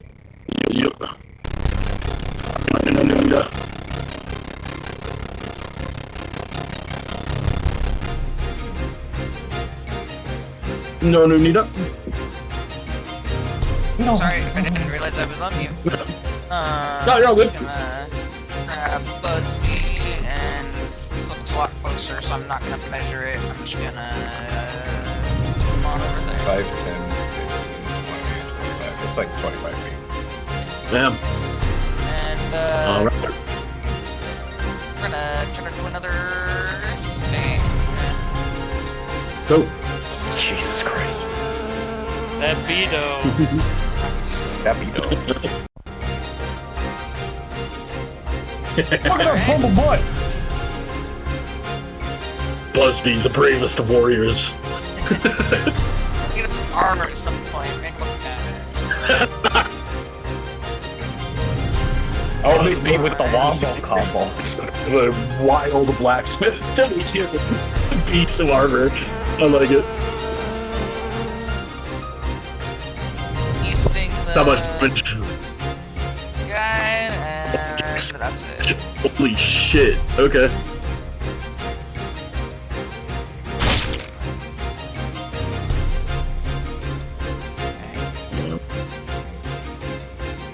I don't know if that cockatrice is getting out of that corner. That was not supposed to be Baba. That was supposed to be Boots.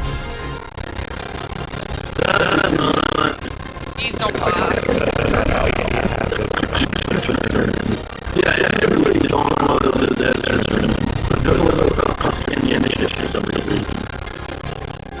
knows it's about to die. Off, Ezrin. Roll off a d6 with me.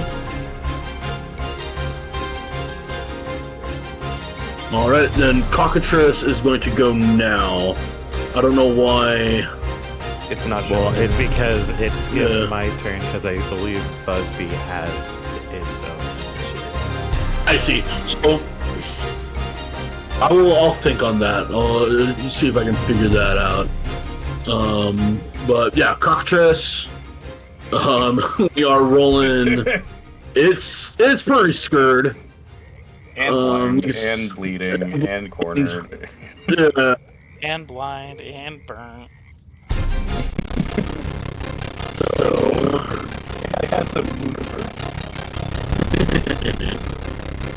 Alright, so we got to 2d6.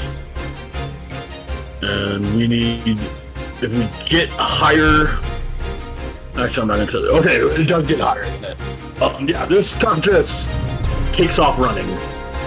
Attack opportunity? There is no attack opportunities in Vagabond. I believe there are perks that do give you attack opportunities, though. I am going to invest in them. Hell yeah.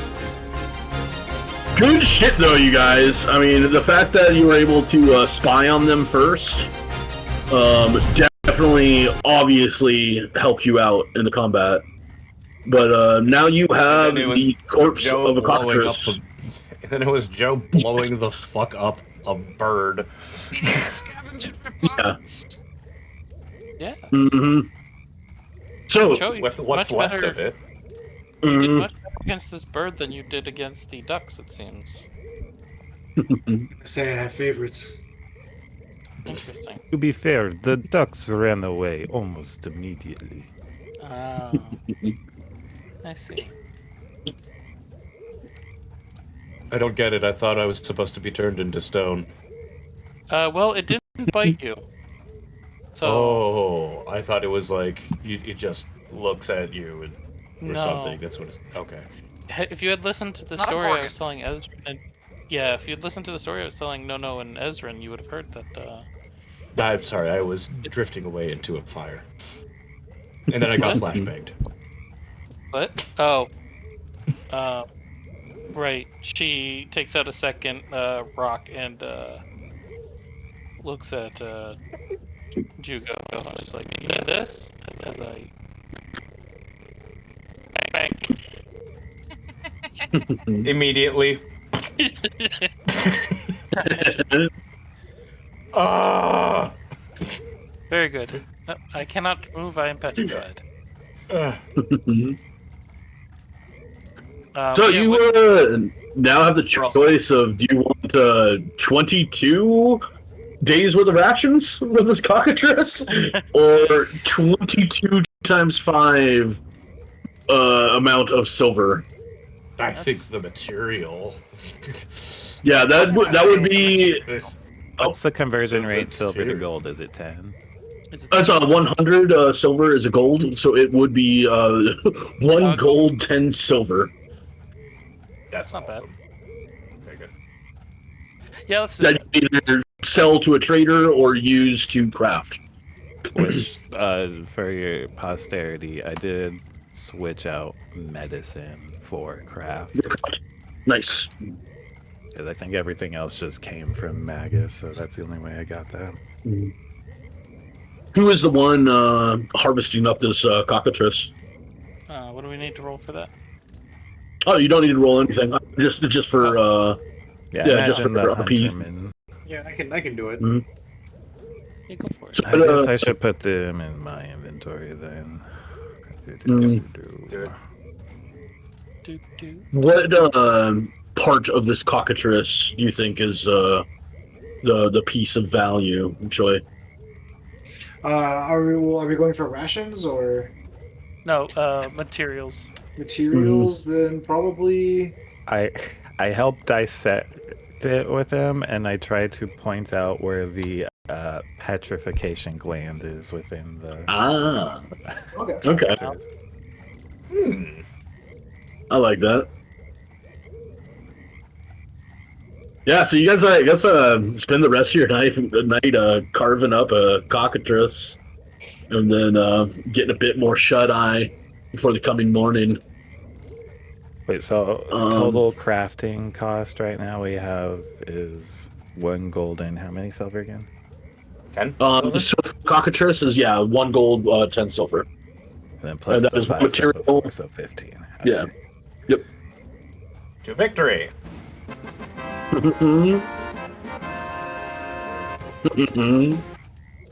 love it. Actually, thank you for reminding me. Yeah, it wasn't quiet, was it?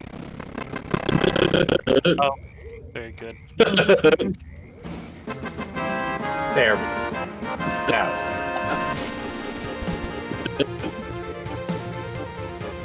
Good. Actually, should have this one here. hey, there we go. I was going to use the Final Fantasy one, but I was like, there is a lot of good victory fanfares out there. There is. Oh, yeah. Yeah. That was good. Okay. Alright. Alright, cool. So then we go back to camp? So, yep, back to camp. Deep night happens. You guys, I imagine you'd spend the rest of the night carving up the cockatrice and trying to get some nice shut-eye before daybreak. So now with daybreak, you guys already marked off. I guess you didn't need to mark off a day's worth of rations because of no Nunita and we're Rika. still in combat, by the way. Yes. Oh yeah, I'll turn that off here. So yeah, you don't need to mark off a day's worth of rations from yesterday, but you guys do need to mark off a day's worth of water. Okay. What? What? And no one got hurt, but Drew, you do gain back your mana from the long rest. Nice. Oh, I may have actually goofed up. My innate ability, is that per combat I can use it once, or is it per day? Oh, shit. You can use that as many times as you want. Oh, okay. Okay, cool. Yeah. All right. So yeah, you guys come on back. You guys get your cockatrice. You take it out. We still have the quest ahead of us. But it has now 4.5 hours past our gameage. Would you guys like to continue to game? Yeah, it's wild. Would you guys like to continue to game, or would you like to put a pin in this for the next time? I would prefer to put a pin in it because I gotta get ready for work. Yeah. Oh, you do? Dinner stuff going for Okay. Yes. Good place to start. Yeah, we'll be heading into the forest next time. Yep.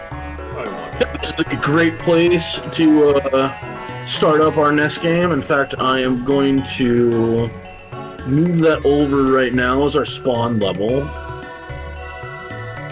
just titled this Welcome Home. We all need Nice. to do the refresh thing, right? Or the... Oh yeah, the cache. Yeah, everyone clear your cache before you leave. I'm gonna do that right now. And yeah. You User settings. and then user settings and yep.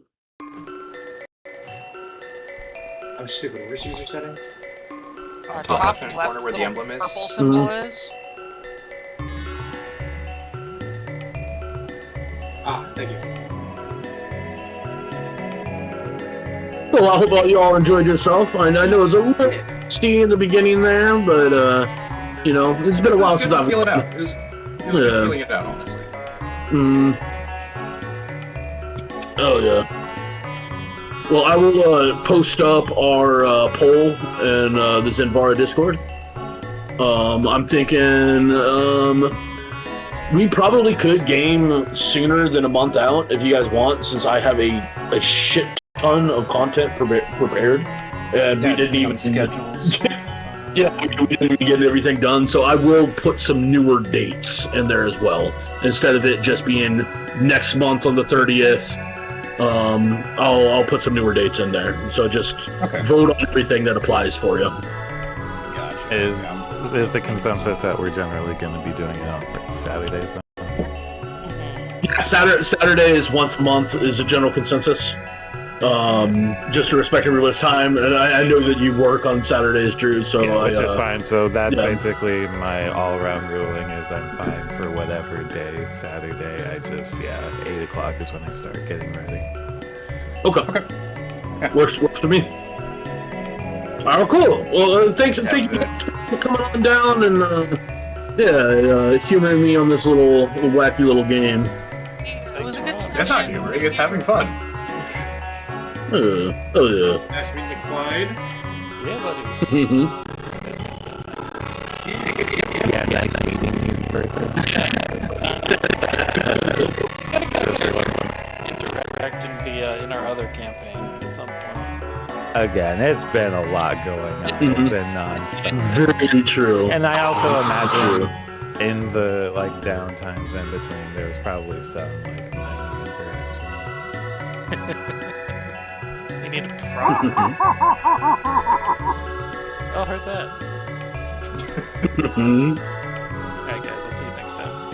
Yeah. All right, Good Good one. Thank you. I'm gonna close this stream.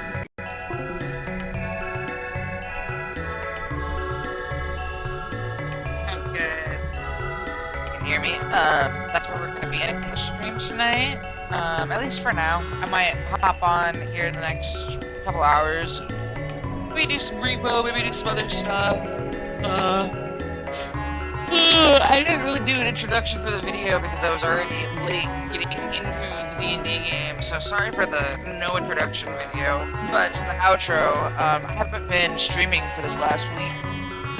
I got really sick. Not like the usual kind of sick, there was something going on with some of my internal organs. And I didn't make it to the hospital because the hospitals around here suck, and I didn't want to travel over an hour on bus and walking and transfers to get there and wait for hours, up to 5 hours to be seen, and for them to maybe not even help me.